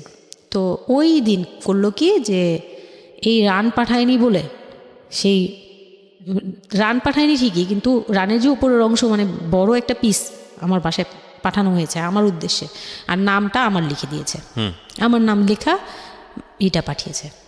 তো ওই মাংসটা রেখে যখন চলে গেছে না আমার ভাই, তার ছোট বোন, আমি তখন মানে দেখলাম যে মানুষ কতটা হিংস্র হলে পরে এরকম ফেস হয়। আমি তো চুপ করে বসে আছি, আমি কিছুই মাথায় নেই যে এটা নিয়ে যে কী হবে, আমি বুঝিই নেই বিষয়টা। সে মাংসটা ধরে রাস্তায় ফেলে দিছে ঈদের দিন রাস্তায় ফেলে, এই মাংসে কেন ওর নাম লেখা থাকবে? তাহলে এই যে আমরাও তো ভাগ্নি, মানে আমরাও ভাগ্নি, আমাদের বাড়িতে আমার মাংস আসছে, ওর নাম দিয়ে আসছে, তাহলে রান আসলো না কেন? দোষ হয়ে গেছে, এটা খুব বড় অন্যায় হয়ে গেছে। ভয়ানক। আমি ভয়ানক বলছি কারণে যে আমাদের সমাজে কিছু কালচার আছে যেগুলো আসলে মেয়ের বাড়ি থেকে পূরণ করা হয়, ধরে নেওয়া হয়, বা ছেলের বাড়ি থেকেও। সেটা পাঠ্য বইয়ে তো থাকে না এগুলা, মানে কালচারে আছে, এগুলো শুনতে ভালো লাগে, কিন্তু প্র্যাকটিসের জায়গা থেকে যদি এটা অত্যাবশ্যকীয় নিয়ম হয়ে যায়, কখনো কখনো যেটা কতটা ভয়ানক পেইনফুল হয়। কান্ট ইউ এভার ইমাজিন যে বাবার সামর্থ্য নাই, তারপরে তাকে চিন্তা করতে হচ্ছে যে আমার মেয়ের বাড়িতে একটা রান পাঠাতে হবে, আমার কোরবানি দেওয়ার সামর্থ্য নাই, এই রান পাঠানোর জন্য আমাকে কোরবানি দিতে হচ্ছে। মানে আমাদের এই ব্যাড প্র্যাকটিসগুলা কতটা ভয়ানক হয়ে গেছে আমাদের সমাজে, এবং ইনফ্যাক্ট এগুলো নিয়ে কেউ কখনো কথা বলে না। এগুলো নিয়ে কথা বলা উচিত। একটা মানুষ, একটা সোসাইটি চেঞ্জ হবে কীভাবে, একটা একটা মানে পুরো কমিউনিটি চেঞ্জ হবে কীভাবে, একটা রাষ্ট্র চেঞ্জ হবে কীভাবে, এই ছোট ছোট ছোট ছোট, আমরা তো সব জায়গাতেই পয়জনাস, এই ছোট ছোট ছোট ছোট বিষয়গুলো যদি চেঞ্জ না হয়, আমরা যে এত এত ডিগ্রি নিচ্ছি, প্রতি বছর পিএইচডি, ভুরি ভুরি পিএইচডি বের হচ্ছে, ডক্টরেট, হ্যাঁ, আমাদের বিশ্ববিদ্যালয়ে ভরে যাচ্ছে, আমাদের ছেলেমেয়েরা গোল্ডেন এ প্লাস, আমাদের পাশের হার বাড়ছে, কিন্তু এই সব যে মানে খোরা কালচার, ল্যাংড়া টাইপের কালচার, এগুলোর যে পরিবর্তন হচ্ছে না, বা এগুলো নিয়ে যে কেউ কখনো কোনো কথা বলে না, এগুলো নিয়ে না পত্রপত্রিকায় কথা হয়, না কোনো মিডিয়াতে কথা হয়, অথচ এগুলো আমাদের জীবনটাকে পঙ্গু করে দিচ্ছে, এবং এগুলো নিয়ে কেউ কখনো কথা বলে না। আমরা যৌতুক নিয়ে কথা বলি, এবং যৌতুক একটা ঘাতক ব্যাধি, আমরা যৌতুক মোকাবেলা করতে পেরেছি, কিন্তু এই কালচারের মধ্যে যে যৌতুক ঢুকে বসে আছে, সেটা নিয়ে আমরা কেউ কখনো কথা বলি না, এবং এগুলো নিয়ে কথা বলা উচিত। কথা নইলে আমরা আসলে কিওর হব কীভাবে? আমরা যে বলি যে আমাদেরকে শুদ্ধ হতে হবে, আমরা মানুষ হিসেবে ভালো হতে হবে, বাট হাউ? আমাদের তো রন্ধ্রে রন্ধ্রে প্রবলেম। সো প্রবলেমটাকে প্রবলেম বলা উচিত, অ্যাটলিস্ট কাউকে না কাউকে তো স্পিক আউট করতে হবে, এবং স্পিক আউট করলে তাহলে এই প্রবলেমগুলো সামনে আসবে, এবং সামনে আসলে এগুলো নিয়ে কিওর নিয়েও মানুষ কথাবার্তা বলবে। আমি তো জীবনে কোনোদিন শুনিও নাই, আমি জানি না পুরান ঢাকার এই কালচার যে মেয়ের বাড়িতে রান পাঠাতে হয়, এটা এখনো আছে, এবং এটা নিয়ে মোটামুটি মারামারি বাঁধার মতো অবস্থা। হ্যাঁ, এটা নিয়ে মানে এটা কোনোভাবেই মিস করা যাবে না, এরকম অবস্থা। তো আমার বাসায় কিন্তু রান আসছে, আমার বাসায় পরে রান আসছে। ওকে, ওইটা ছিল ঈদের দিন। হ্যাঁ, ঈদের দিন তারা আমাকে খুব ব্যাডলি কথা শুনেছে। আমাকে সামনে বসিয়ে রেখে, মানে 4-5 ভাই বোন একসাথে বসে যেরকম মিটিং, মনে হয় আমি অনেক বড় একটা পাপ করে ফেলছি তার ভাইয়ের কাছে বিয়ে হয়ে। আমার পাপ হয়েছে যে আমি নাকি তার ভাইকে কিভাবে ভুলিয়ে ভালিয়ে, আমি তখন ভুলাবো কি, আমার তো ভালানোর প্রশ্নই আসে না। আমি তখন মনে মনে মানে হাসিও পাচ্ছে, আমি অবাক হচ্ছি যে এগুলো কি বলতেছে, আমি নাকি তাদের ভাইকে হাত করেছি, এই টাইপের কি কথা বলতে, মানে আমি এখন বলতে পারবো না বুঝিয়ে। তো এগুলো বলছে, তো আমার কাছে খুব মনে হচ্ছে যে আমি কান্না করতেছি, খুব কান্না করছিলাম। তো কান্না করার পরে আমার যে হাজব্যান্ড ছিল, সে কেমন একটা লোক যে সে এটাও বললো না যে মাংসটা তুলে নিয়ে আসি। এটা তো একটা মানে বলতে গেলে কোরবানি দেওয়া হয়। আপনার শ্বশুর বেঁচে ছিল না? না, আমার শ্বশুর শাশুড়ি দুজনই মারা গিয়েছে। তো তার মানে ওই পরিবারের মূল হর্তাকর্তা হচ্ছে আপনার হাজবেন্ডই? হ্যাঁ। আচ্ছা। তো তখন সে ওই মাংসটা নিয়ে আসলো না, ভাই বোন ফেলে দিছে, সেও তাদের সাথে তাল মিলাচ্ছে, কিন্তু আবার আমাকে সরাসরি কিছু বলছে না। কুকুর কামড় দরকার, কারণ পুরান ঢাকায় তো কুকুরের অভাব নাই রাস্তাঘাটে, আমি যেটা দেখি। না, ওইগুলির ভিতরে নাই, ছিল না, ওইগুলিতে ছিল না, থাকলে হয়তো। আর এগুলো করলে তো আপনাদের যে কালচারটা, সেটা হচ্ছে পুরান ঢাকায় একটা জিনিস খুব ভালো লাগে, একটা ফ্যামিলির খবর আরেকটা ফ্যামিলি জানে, যে এই ফ্যামিলির পরিবারে কি হচ্ছে, এই পরিবারে কি হচ্ছে। আশপাশে তো খুব মানে ওরা তো খুব লাগানো বাড়ি ঘর, তো সবাই শুনে, এক দেয়াল দুই বাড়ি। তার মানে এগুলো নিয়ে কত কানাঘুষা তো হচ্ছিল নিশ্চয়ই।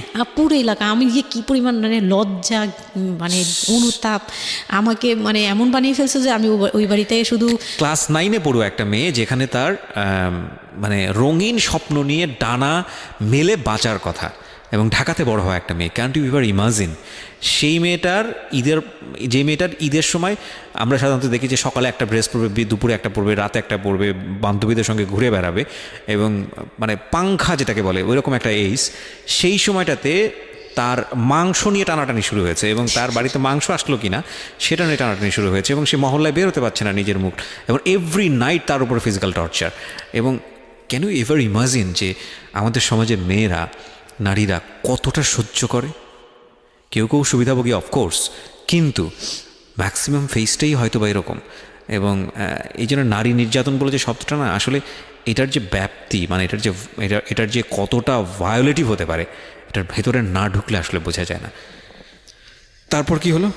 তারপর ওই দিন গেল, ওই মাংসটা আমার ওই যে মেঝো দেবর, যে উনি আবার একটু অন্যরকম ছিল, উনি পড়ালেখা করেনি, উনি খুব রাফলি কথা বলতো, উনি জুতার ব্যবসা করতো। তো এমনিতে মেন্টালিটির দিক থেকে বলতে গেলে অনেকে থাকে না যে পড়ালেখা না করেও শিক্ষিত, অনেকে এরকম থাকে, কিন্তু মানে সে পুরোপুরি মানে শুদ্ধ ভাষায় কথা বলতে পারে না যে একটা লোক, মানে খুব ঢাকাইয়া ভাষায় পুরোপুরি গালাগালি, বলতে গেলে প্রত্যেকটা কথার আগে পিছনে একটা করে গালি থাকে এরকম।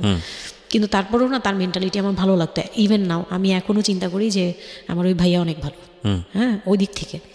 তো উনি এসে এরকম দেখে বাসায় মাংসটা নিয়ে এসে রেখে তারপর খুব গালাগালি করে, খুব বাজেভাবে ভাই বোনদের বলল যে তোরা আসলে মানুষই না, তোরা মানুষ হইলে এই ধরনের এই সিচুয়েশনটা ক্রিয়েট করতি না। মানে উনি ওনার মতো করে বলছে, গালাগালি করে, যে এইরকম মানুষ করে, তোরা কি ছোট লোক, জীবনে কি কখনো এগুলি দেখোস নাই, বা এগুলো কি কখনো খাস নাই, বা এখনও কি পাস না? এরকম করার কি আছে, ওর বাসা থেকে আসলে খাবি, এরকম মানে এইভাবে খুব বাজে বাজে 2-4টা কথা বলছে। তারপর তারা গিয়ে ঠান্ডা হয়েছে। আর আমার বলতেছে তুমি এখানে বসে বসে ওদের দৃশ্য দেখতেছো কেন, তুমি উপরে যাও। তখন তার বউর আবার একটু জেলাস হলো যে আমার প্রতি তার কেন এত টান। মানে ওই দিক থেকে আবার মানে ওইটা ওইভাবে দেখলো না যে ভাই হিসেবে বোনকে সেভ করলো, এরকম না। আমি কিন্তু এইভাবে নিয়েছি যে মনে হচ্ছিল যে আমার বড় ভাই, এটা ওদের ভাই না, আমারই বড় ভাই, আমাকে সেভ করলো। আমার কাছে এত ভালো লাগছে, আমি কিছু হলেই বলতাম ভাইয়ারে, যে বলতাম ভাইয়া দেখেন না আমার সাথে এটা এটা বলতেছে, সাথে সাথে নেমে এই কে ওরে গালাগালি করছে, উনি তো গালাগালি শুরু করে দিত। আর উনারে সবাই ভয় পেত। মানে আমার হাজবেন্ড ভাই বোনের সাথে তাল মিলাতো, আর উনিই ছিল একটু ডিফারেন্ট। তো কিছু হলেই উনি বাসায় আসার অপেক্ষায় থাকতাম, উনি আসলে উনারে বলবো। একদম সিঁড়ি দিয়ে ওঠার সময় নামার সময় ভাইয়া আজকে আমার না এটা বলছে, এই সাথে সাথে ভালো বলি। মানে উনি মোটামুটি আমাকে সেফ রাখতো। আর ছোট যে দেবরটা ছিল ও হচ্ছে একদম কোনো কথাই বলে না, চুপচাপ, ইয়েস নো কিছুই বলে না, চুপচাপ। সে আবার ছিল স্কুল টিচার, মানে ওই পুরো ফ্যামিলিতে ওই এডুকেটেড ছিল, মাস্টার্স কমপ্লিট করা আর কি। ও একটা খুব ভালো সাইড বেছে নিয়েছে যে কথা বলে এখানে লাভ হবে না। না, হ্যাঁ, সে একদম চুপ, একদম চুপ, নিরপেক্ষ। কারণ তাদের সাথে বলতে গেলে ভাই বোনের সাথে দ্বন্দ্ব হবে, আমার সাপোর্টে যেতে গেলে একটা বাজে কিছু ক্রিয়েট হবে, আবার আমাকে বকা দিতে গেলে এটা অন্যায় হবে। সে ওটা বুঝতো।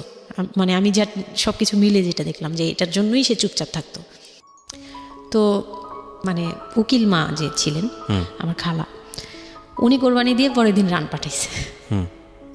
পরে এই রান পাঠানোর পরে আমার ওই যে মেজ দেবর যে ছিলেন, তিনি তো আরেকটা দিল একদম, মানে আরেক ধোলাই দিল সবাইকে, যে ছোট লোক এখন বল যে ও বাসায় ফোন করে বলছে বা বাসায় গেছে, ও তো কালকে থেকে বাসায় যায়নি, ওর হাত তো ফোনও নাই, ফোন নিলে তোদের কাছ থেকেই তো নিতে হবে। তখন আমার হাতে ফোন নেই, তো ও তো বাসায়ও যায়নি, এখন বল যে এটা ও বলছে তারপর ও পাঠাইছে, তোরা এত ছোট লোক কেন, মানে ভাই বোনরাই বলতেছে।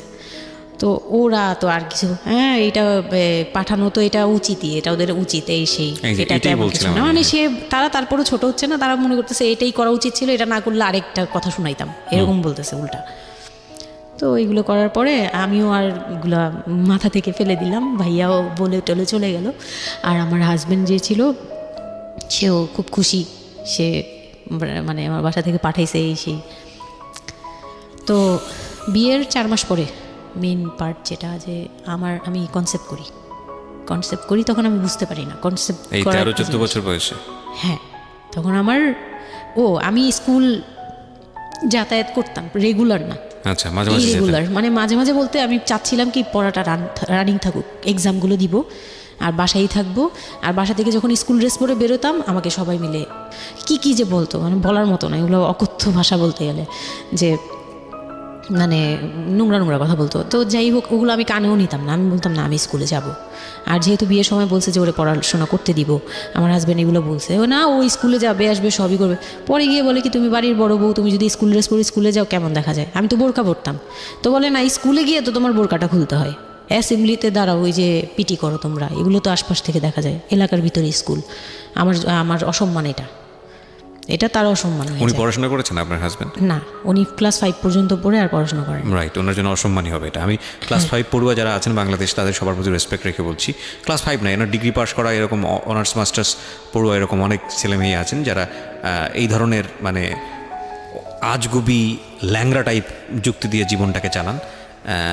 তাদের জন্য এটা আসলে অযুক্তি কী হবে, কিছু করার নাই। হ্যাঁ, তো আমি তখন চিন্তা করছি যে আমি স্কুলে যাব, তো মাঝে মাঝে করতাম কি একটু করেই মানে ম্যানেজ করে যাওয়ার চেষ্টা করতাম, বিষয়টা যদি এরকম হতে ধরেন, আমি জানি না, প্রথমত যেটা ঠিকই হয়নি, মানে কোনো কিছুই ঠিক হয়নি, শুনছি আর মেজাজ খারাপ হচ্ছে আসলে, মানে কোনো কিছুই ঠিক হয়নি। তারপরেও যদি খারাপের মধ্যে ভালোটা চিন্তা করি, যে ঠিক আছে এত কিছু, একটা মানুষের এত খারাপ, একটা দুটো দিক তো ভালো থাকতে পারে না, ওর ওয়াইফকে সে সাথে করে নিয়ে, ঠিক আছে তোমার স্কুলে চলো আমি তোমাকে পৌঁছে দিয়ে আসি, স্কুলে পৌঁছে দিয়ে আসলো, স্কুল থেকে নিয়ে আসলো।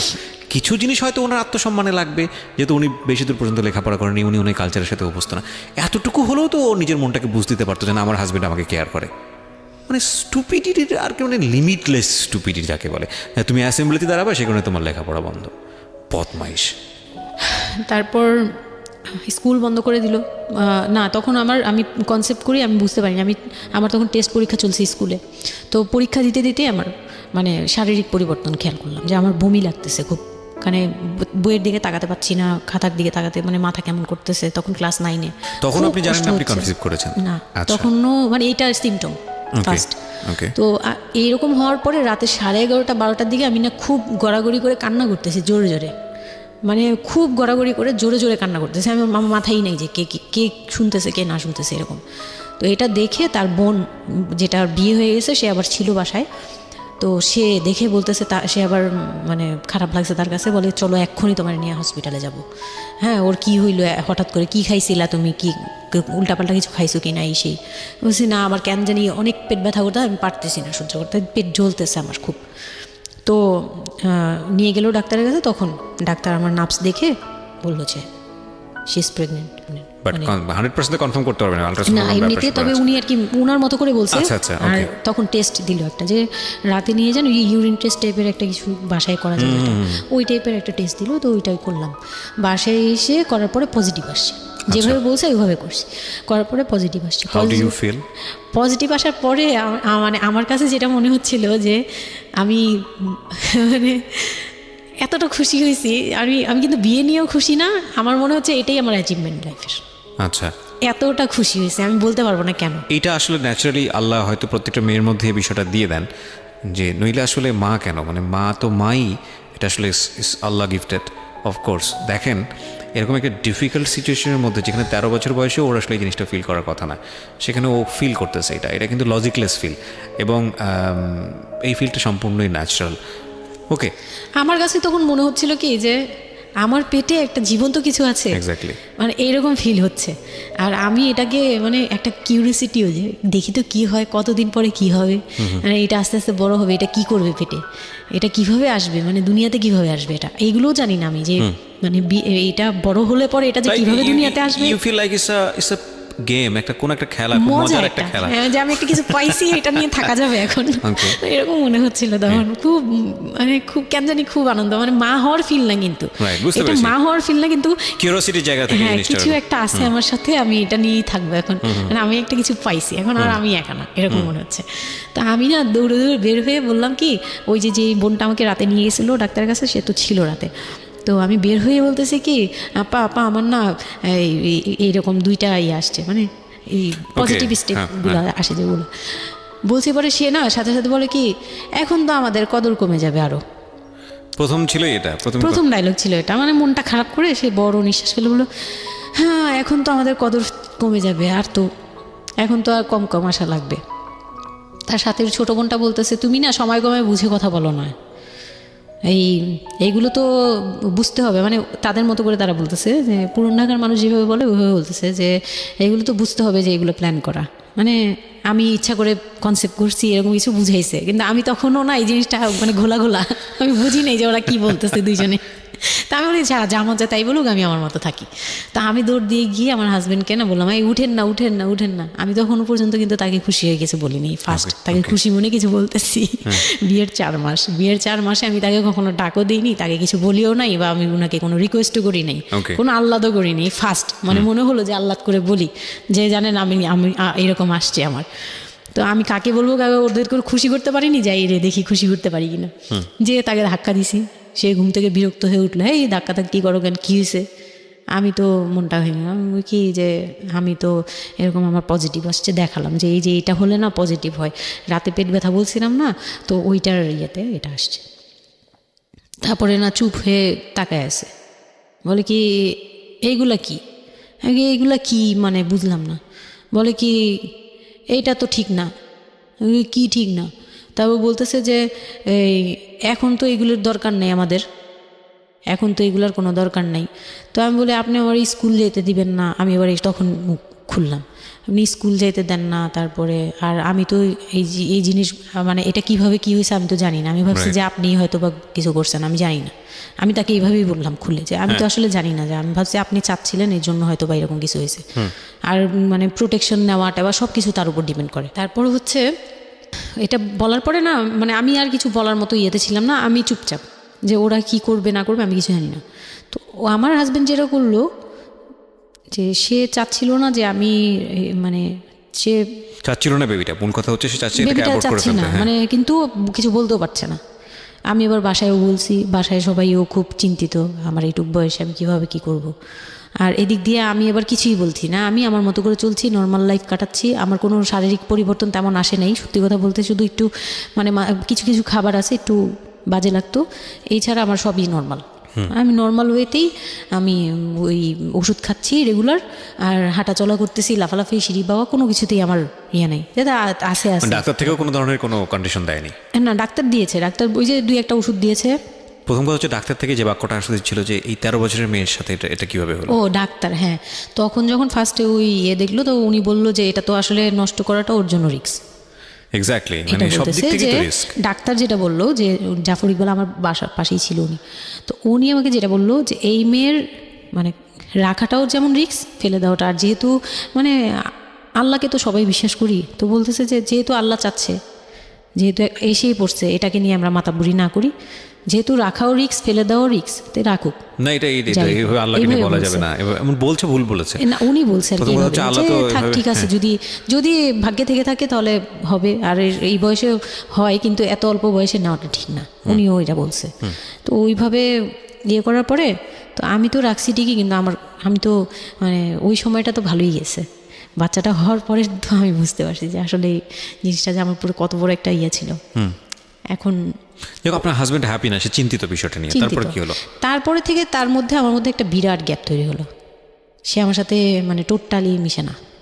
ওকে। ওই সময় থেকে যখন শুনলো, রাতে 3টা-4টা বাজেও আসে বাসায়, তার মধ্যে একদম পুরো চেঞ্জিং চলে আসলো হঠাৎ করেই। ওকে।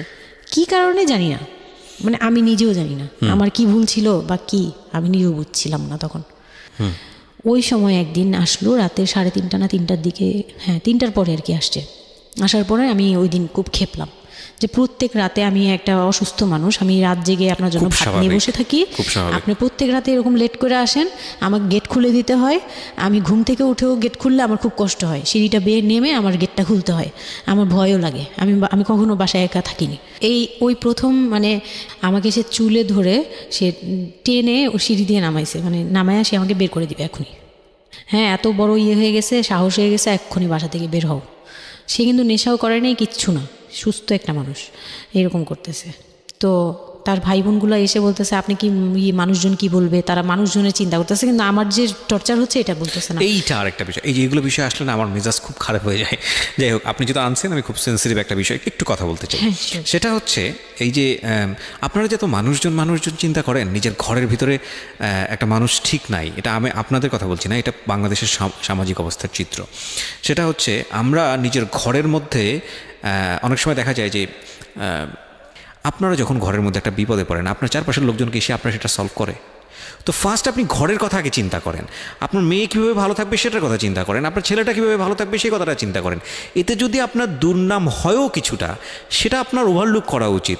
বরং আপনি যাদের কথা চিন্তা করে এই ছেলে মেয়েদের প্রতি খারাপ আচরণ করতেছেন, আপনার ছেলে মেয়ে খারাপ থাকার কারণে একটা সময় গিয়ে সেটা আউটব্রাস্ট হবেই। যেই মান সম্মানের কথা আপনি চিন্তা করতেছেন, সেই মান সম্মান আরও বেশি পরিমাণে ক্ষতিগ্রস্ত হবে। আমাদের সমস্যাটাই হচ্ছে এই জায়গাটায়, আমরা চারপাশের ঘরের লোকজন কি মনে করবে সেটা চিন্তা করি, অথচ চারপাশের ঘরের লোকজন কারা বসবাস করে, কোথা থেকে আসছে, কী অবস্থা, সেই খোঁজ খবর আমরা রাখি না। কিন্তু আমাদের মান ইজ্জত তাদের হাতে। স্টুপিড মানে ফিলসফি নিয়ে আমরা আমাদের সোসাইটিতে চলি, and this is very important thing, এবং এগুলোর পরিবর্তন হওয়া উচিত। তো তারপরে কি হলো? তারপর এই হলো ফার্স্ট গেল, এইটার পরে এরপর থেকে চলতেছে কন্টিনিউ, মানে এরকম আচরণই করছে সে আমার সাথে। একটু সময়, 4 মাসের সময়টা খুব ক্রুশিয়াল একটা মোমেন্ট, খুবই ক্রুশিয়াল একটা মোমেন্ট। হ্যাঁ, সকালে উঠে আমার রুটি বানাতে হতো কন্টিনিউ, সে বাইরের নাস্তা খাবে না, তাকে রুটি বানিয়ে খাওয়াতে হবে।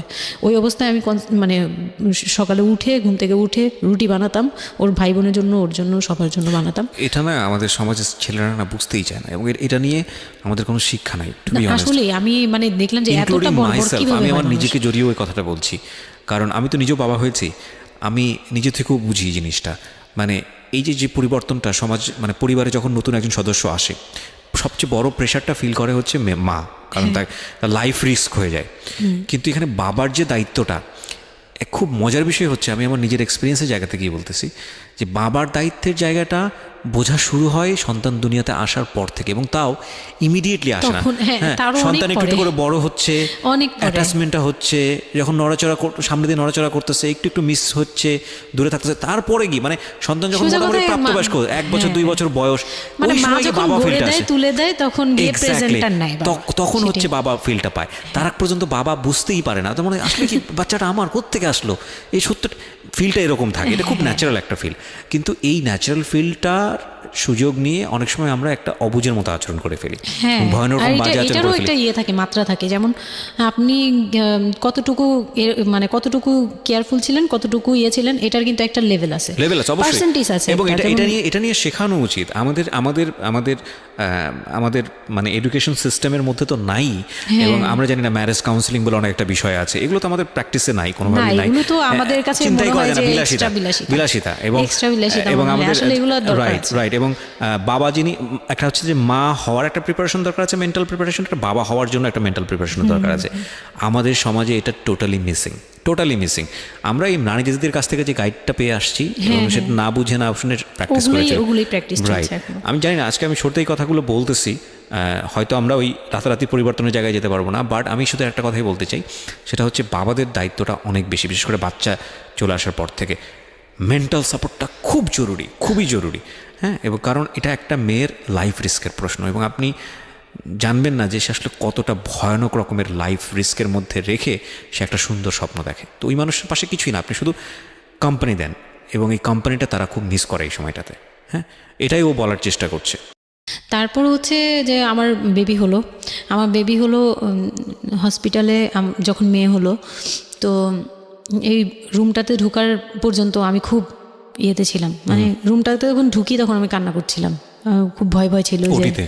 হ্যাঁ, ওকে। তখন মনে হচ্ছিল যে আমি মরেই যাই নাকি, এরকম মনে হচ্ছিল।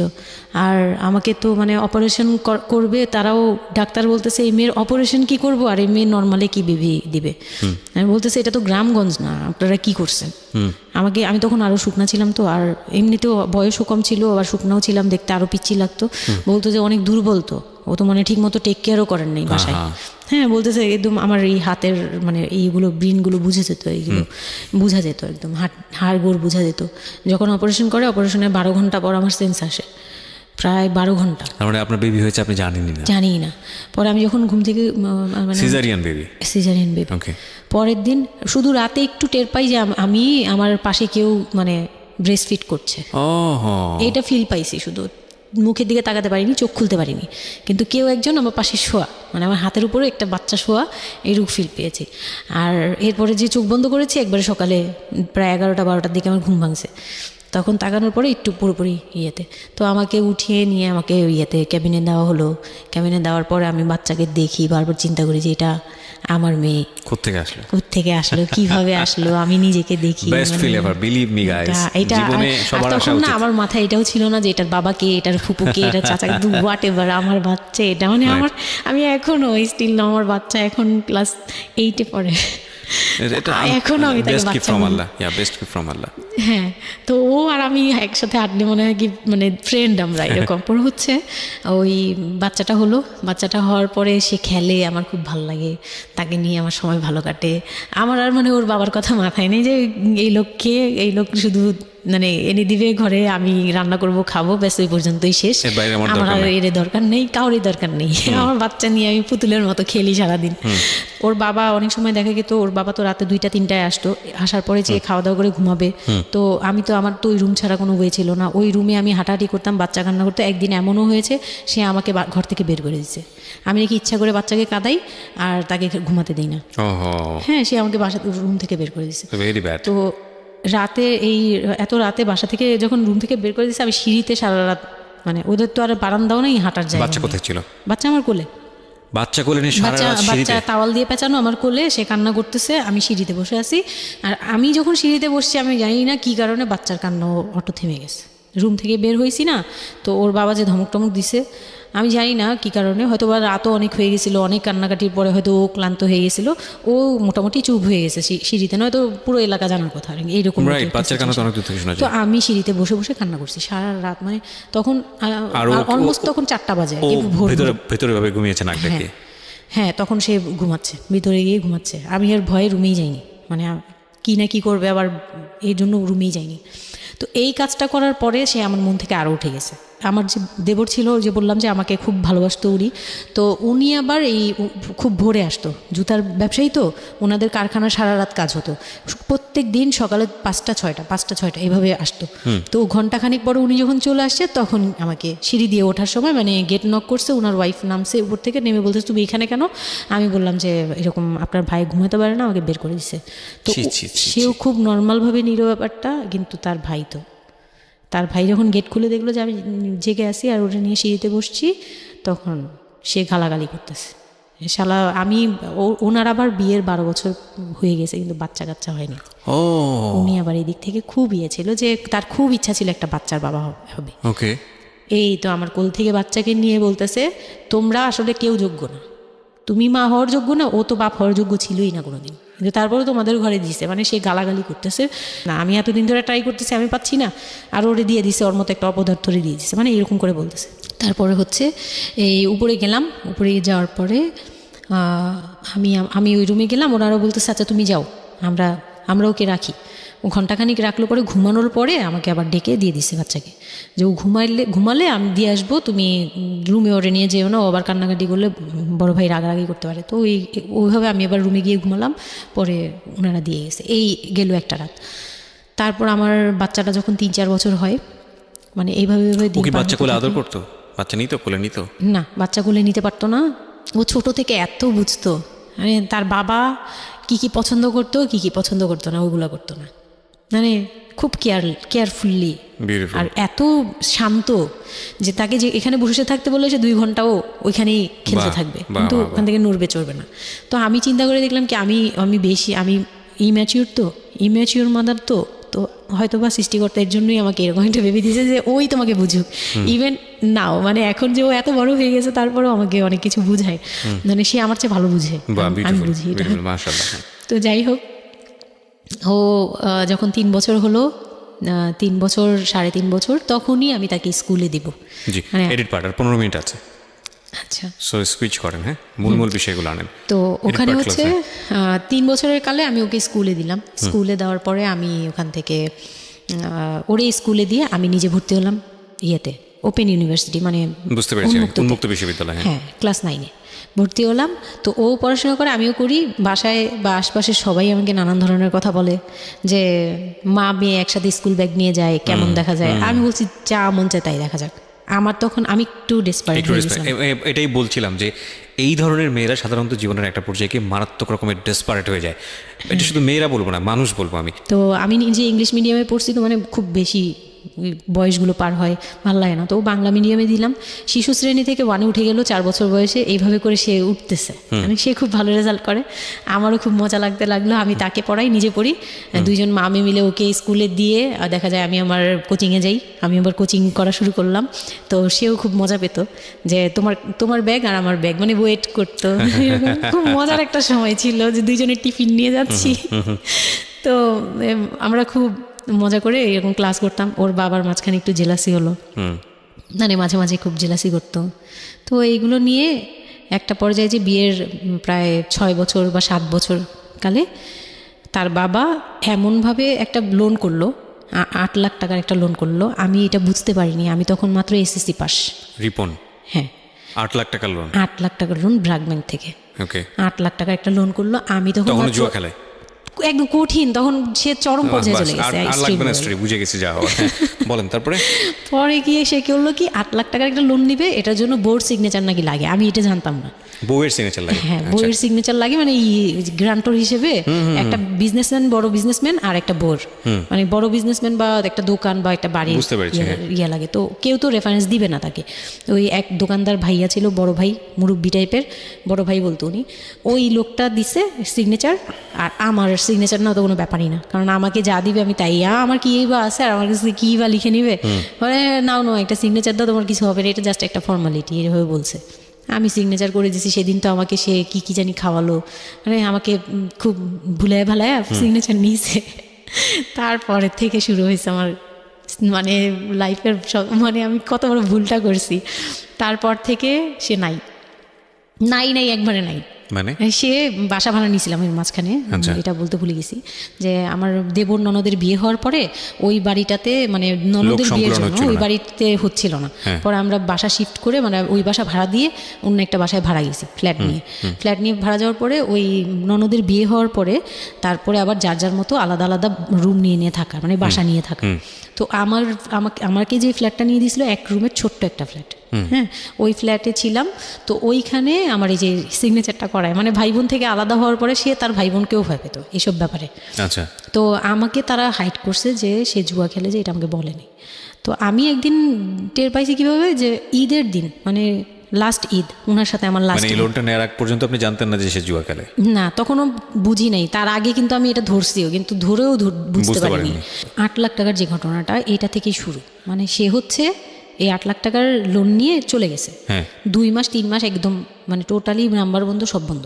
তারপরে ওই পরের মাস থেকে তো লোনের যে একটা ইয়ে থাকে ইন্টারেস্ট সহ, যে ওইগুলোর জন্য তারা বাসায় পর্যন্ত চলে আসছে। এসে আমাকে অপমান করতেছে যে আপনি সহ জানেন, আপনি না জানলে এটা সম্ভবই না, আপনি জানেন, নয়তো আপনি সিগনেচার দিলেন কিভাবে, সিগনেচার কি না জেনে দিয়েছেন? তখন আমি কান্নাকাটি করে বলছি যে আমি আসলে এই বিষয়টা বুঝি নেই ভাইয়া। তো ওনাদেরকে বলার পরে ওনারা বুঝছে যে আসলে ঘটনাটা এরকমই। তো প্রায় 6-7 মাস যাওয়ার পরে দেখি উনি আর আসেই না। তারপর আমি বাসা চেঞ্জ করে আমার বোনের সাথে বাসা নিলাম, রুম নিলাম, একটা রুম নিয়ে মেয়েকে নিয়ে খুব কষ্ট করে থাকি। আমি একটা জব নিলাম ভালো একটা কোম্পানিতে। তখন আমি এসএসসি পাস, তো এসএসসি পাশের সার্টিফিকেট নিয়ে একমাত্র মার্কেটিং সেলসে জব হয়, এছাড়া কিন্তু আর কোথাও ভালো জব হয় না। আমি খোঁজ খবর নিয়ে দেখলাম যে না, মার্কেটিং এর সেলসে যেহেতু জব আছে, তো ইউনিলিভারের খুব ভালো একটা পজিশনেই জব নিলাম। ওকে, সেলসে জব নিলাম। পরে মোটামুটি 10-12 হাজার টাকার মতো স্যালারি ছিল, ওটা দিয়েই চলতাম। মেয়েকে নিয়ে বাড়ি ভাড়া দিতাম 4-4.5 হাজার। জামাই কোথায় ওই সময় আপনি জানেন না? না, আমি তখন তারপর হুট করে একদিন আসছে, এসে তারপর দেখি ঘরে বসে থাকে, সারাক্ষণ ঘরে বসে থাকে, ব্যাংকের লোক আসবে শুনলেই বের হয়ে যায়। আর বের হয়ে আবার 2-3 দিন থাকে না, আবার আসে। মানে একটা কেমন খেলা, লুকোচুরি জীবন। হ্যাঁ, লুকোচুরি জীবন। বিজনেস শেষ, বিজনেস টিজনেস কিচ্ছু না। উনি থাকে, আমি রান্না করলে উনি খেয়ে চলে যায়। আর উনি যে খায়, মানে তখন জিজ্ঞেসও করে না যে মেয়ে খাইছে বা তুমি খাইছো কিনা, কিচ্ছু না। উচ্ছন্ন জীবন এবং টেনশনলেস, কেমন জানি মানে একটা মানে পশু টাইপের হয়ে গেছিল। মানে বলতে গেলে গরু ছাগল যেরকম থাকে ওরকম। সে আসে যায়, ব্যাস এই পর্যন্তই। তো সে একটা টিভি কিনছিল আমার বিয়ের পরের থেকে, সে কোনো কিছু কিনে নেই, একটা টিভি কিনছিল। লাস্ট মানে যে ছোট লোকি পানাটা করছে সে, যেদিন আমার সাথে, আমি তো তার সাথে ঝগড়াও যেতাম না, তর্কেও যেতাম না, কোনো ধরনের ইয়েতেই যেতাম না। মানে ওই লোকটা এরপরে যে লাস্ট কাজটা করলো, যেটার উপর থেকে মানে পুরোপুরি মন থেকে উঠে গেল, যে একটা টিভি ছাড়া তার ঘরে কোনো কিছু কেনা ছিল না, সব আমার করা। মানে আমার গহনা গাটি বলেন, যাই বলেন ছিল, যাই ছিল টুকিটাকি সব আমার নিজের করা। শুধু ওই টিভিটা সে কিনছিল নিজের টাকায়। সে যাওয়ার সময় মানে একদিন চিল্লাচিল্লি করলাম, মানে আমি আর সহ্য করতে পারছিলাম না, যে প্রত্যেক রাতে আসি, আমি ডাল ভাত যাই রান্না করি, অনেক সময় দেখা যায় ডালও নেই, চাল আছে শুধু, একটা ডিম নিয়ে আসছি, ভাজছি, ভেজে নিয়ে সামনে বসছি, সে খেয়ে উঠে গেল। মানে আমি আর আমার মেয়ে না খাওয়া, বাচ্চাটার জন্য সে মানে এরকম টাইপের, মানে নেশাখোররাও এর চেয়ে ভালো। আমার মনে হয় যে একটা এডিক্ট হলেও সেও চিন্তা করবে যে আমার বাচ্চাটা খাইছে, তো কিন্তু তার মধ্যে এই ফিলটা নাই। তো আমার একদম বিরক্ত হয়ে গেলাম এক পর্যায়ে। তারপর আমি বললাম যে আপনি আর কত এরকম করবেন, আপনি এরকম কেন শুরু করছেন, আপনি কি চান আসলে, আমাদের কাছে কি চান? তারপর সে বলতেছে যে আমার বোন আসছে, আমার বোনকে বলতেছে যে আমি নষ্ট হয়ে গেছি, আমি কি করে টাকা আনি, হ্যান ত্যান। বুঝতে পেরেছি, মানে শেষ সম্বল আর কি, যা বলার আর কি। হ্যাঁ, পরে আমি তো আর আমার বোনও খেপছে, আমার বোন জামাইও খুব রাগারাগ। হ্যাঁ, আপনারা আসলে ওরে ইয়ে করতেছেন, লাই দিচ্ছেন, এই সেই উল্টাপাল্টা কথা বলে টোলে সে চলে গেল। চলে যাওয়ার সময় সে টিভিটা হাতে করে নিয়ে গেছে, বিক্রি করে দিবে। হ্যাঁ, আমি আমার জিনিস নিয়ে গেলাম, আমি যা জানিছি সেগুলো নিয়ে গেছি। তো আমি সবচেয়ে মানে খারাপ লাগছে জিনিসটা, যে এতটা ছোট লোকের সাথে আমি ছিলাম এতটা বছর। তখন আমার মনে হয়েছে যে এরকম একটা ছোট মনের মানুষের সাথে আমি এত বছর ছিলাম, এটা বলতে লজ্জা হয়। এই যে গেছে সেই লোকটা আর আসে নাই। তো আমার মামা যেটা বললো যে তোমাদের আসলে এইভাবে ঝুলে থাকলে, তখন তো 2 বছরের মতো প্রায় আমরা সেপারেটেড, মানে আলাদা থাকি। সে চলে গেছে 2 বছরের মতো হয়ে গেছে। তো বলতেছে 2 বছর পর এসে এই যে আজকে বললো এই কথা, আবার যে 1 বছর পর এসে আরেকটা ঝামেলা করবে না, এমন কোনো কথা নাই। আর আমার মামা তখন আমাকে বলতেছিল তোমাকে আমরা একটা বিয়ে দিব, তোমার এখনো ওই বয়স আছে, এই সেই। আমি তো তখন একবারই না আমি বিয়েটি আর করতেই পারবো না, আমার মেয়ে আমি বড় করবো, এটাই আমার টার্গেট। তো তারা বলতেছে আচ্ছা ঠিক আছে, বিয়ে করো বা না করো, তোমার এইটার একটা সাইড করা দরকার। তুমি নিজ থেকে ওর কাছ থেকে এমনিতেও কিছু পাবা না, উনিতেও কিছু পাবা না, তুমি নিজ থেকে একটা ডিসিশনে চলে ওর কাছ থেকে ডিটাচ হওয়া আগে, যাতে ওর তোমার উপর কোনো দায়িত্ব না থাকে, অধিকার না থাকে। তখন গিয়ে মানে যেই গার্জিয়ানরা বিয়ে দিয়েছিল তারাই একসাথে বসে আমাকে ডিভোর্সটা দিয়ে দেন করে আপনারা? দেয়। হ্যাঁ। ওকে, তো ডিভোর্স করার পর you feel bad for this, like আপনি ডিভোর্স দিয়ে দিচ্ছেন, ও মানুষটার প্রতি কোনো মায়া বা দয়া? না, বিন্দু মাত্র না। আমার বিন্দুমাত্র কেন না। জানি এটা ফিল হয়নি, আমি নিজেও জানি না। সবাই বলে ডিভোর্সের সময়টা নাকি খুব, কিন্তু আমার কাছে মনে হচ্ছিল যে না, এটা একটা ভালো সমাধান। আমার তখন মনে হয় যে আরও আগেই বের হয়ে আসা ছিল।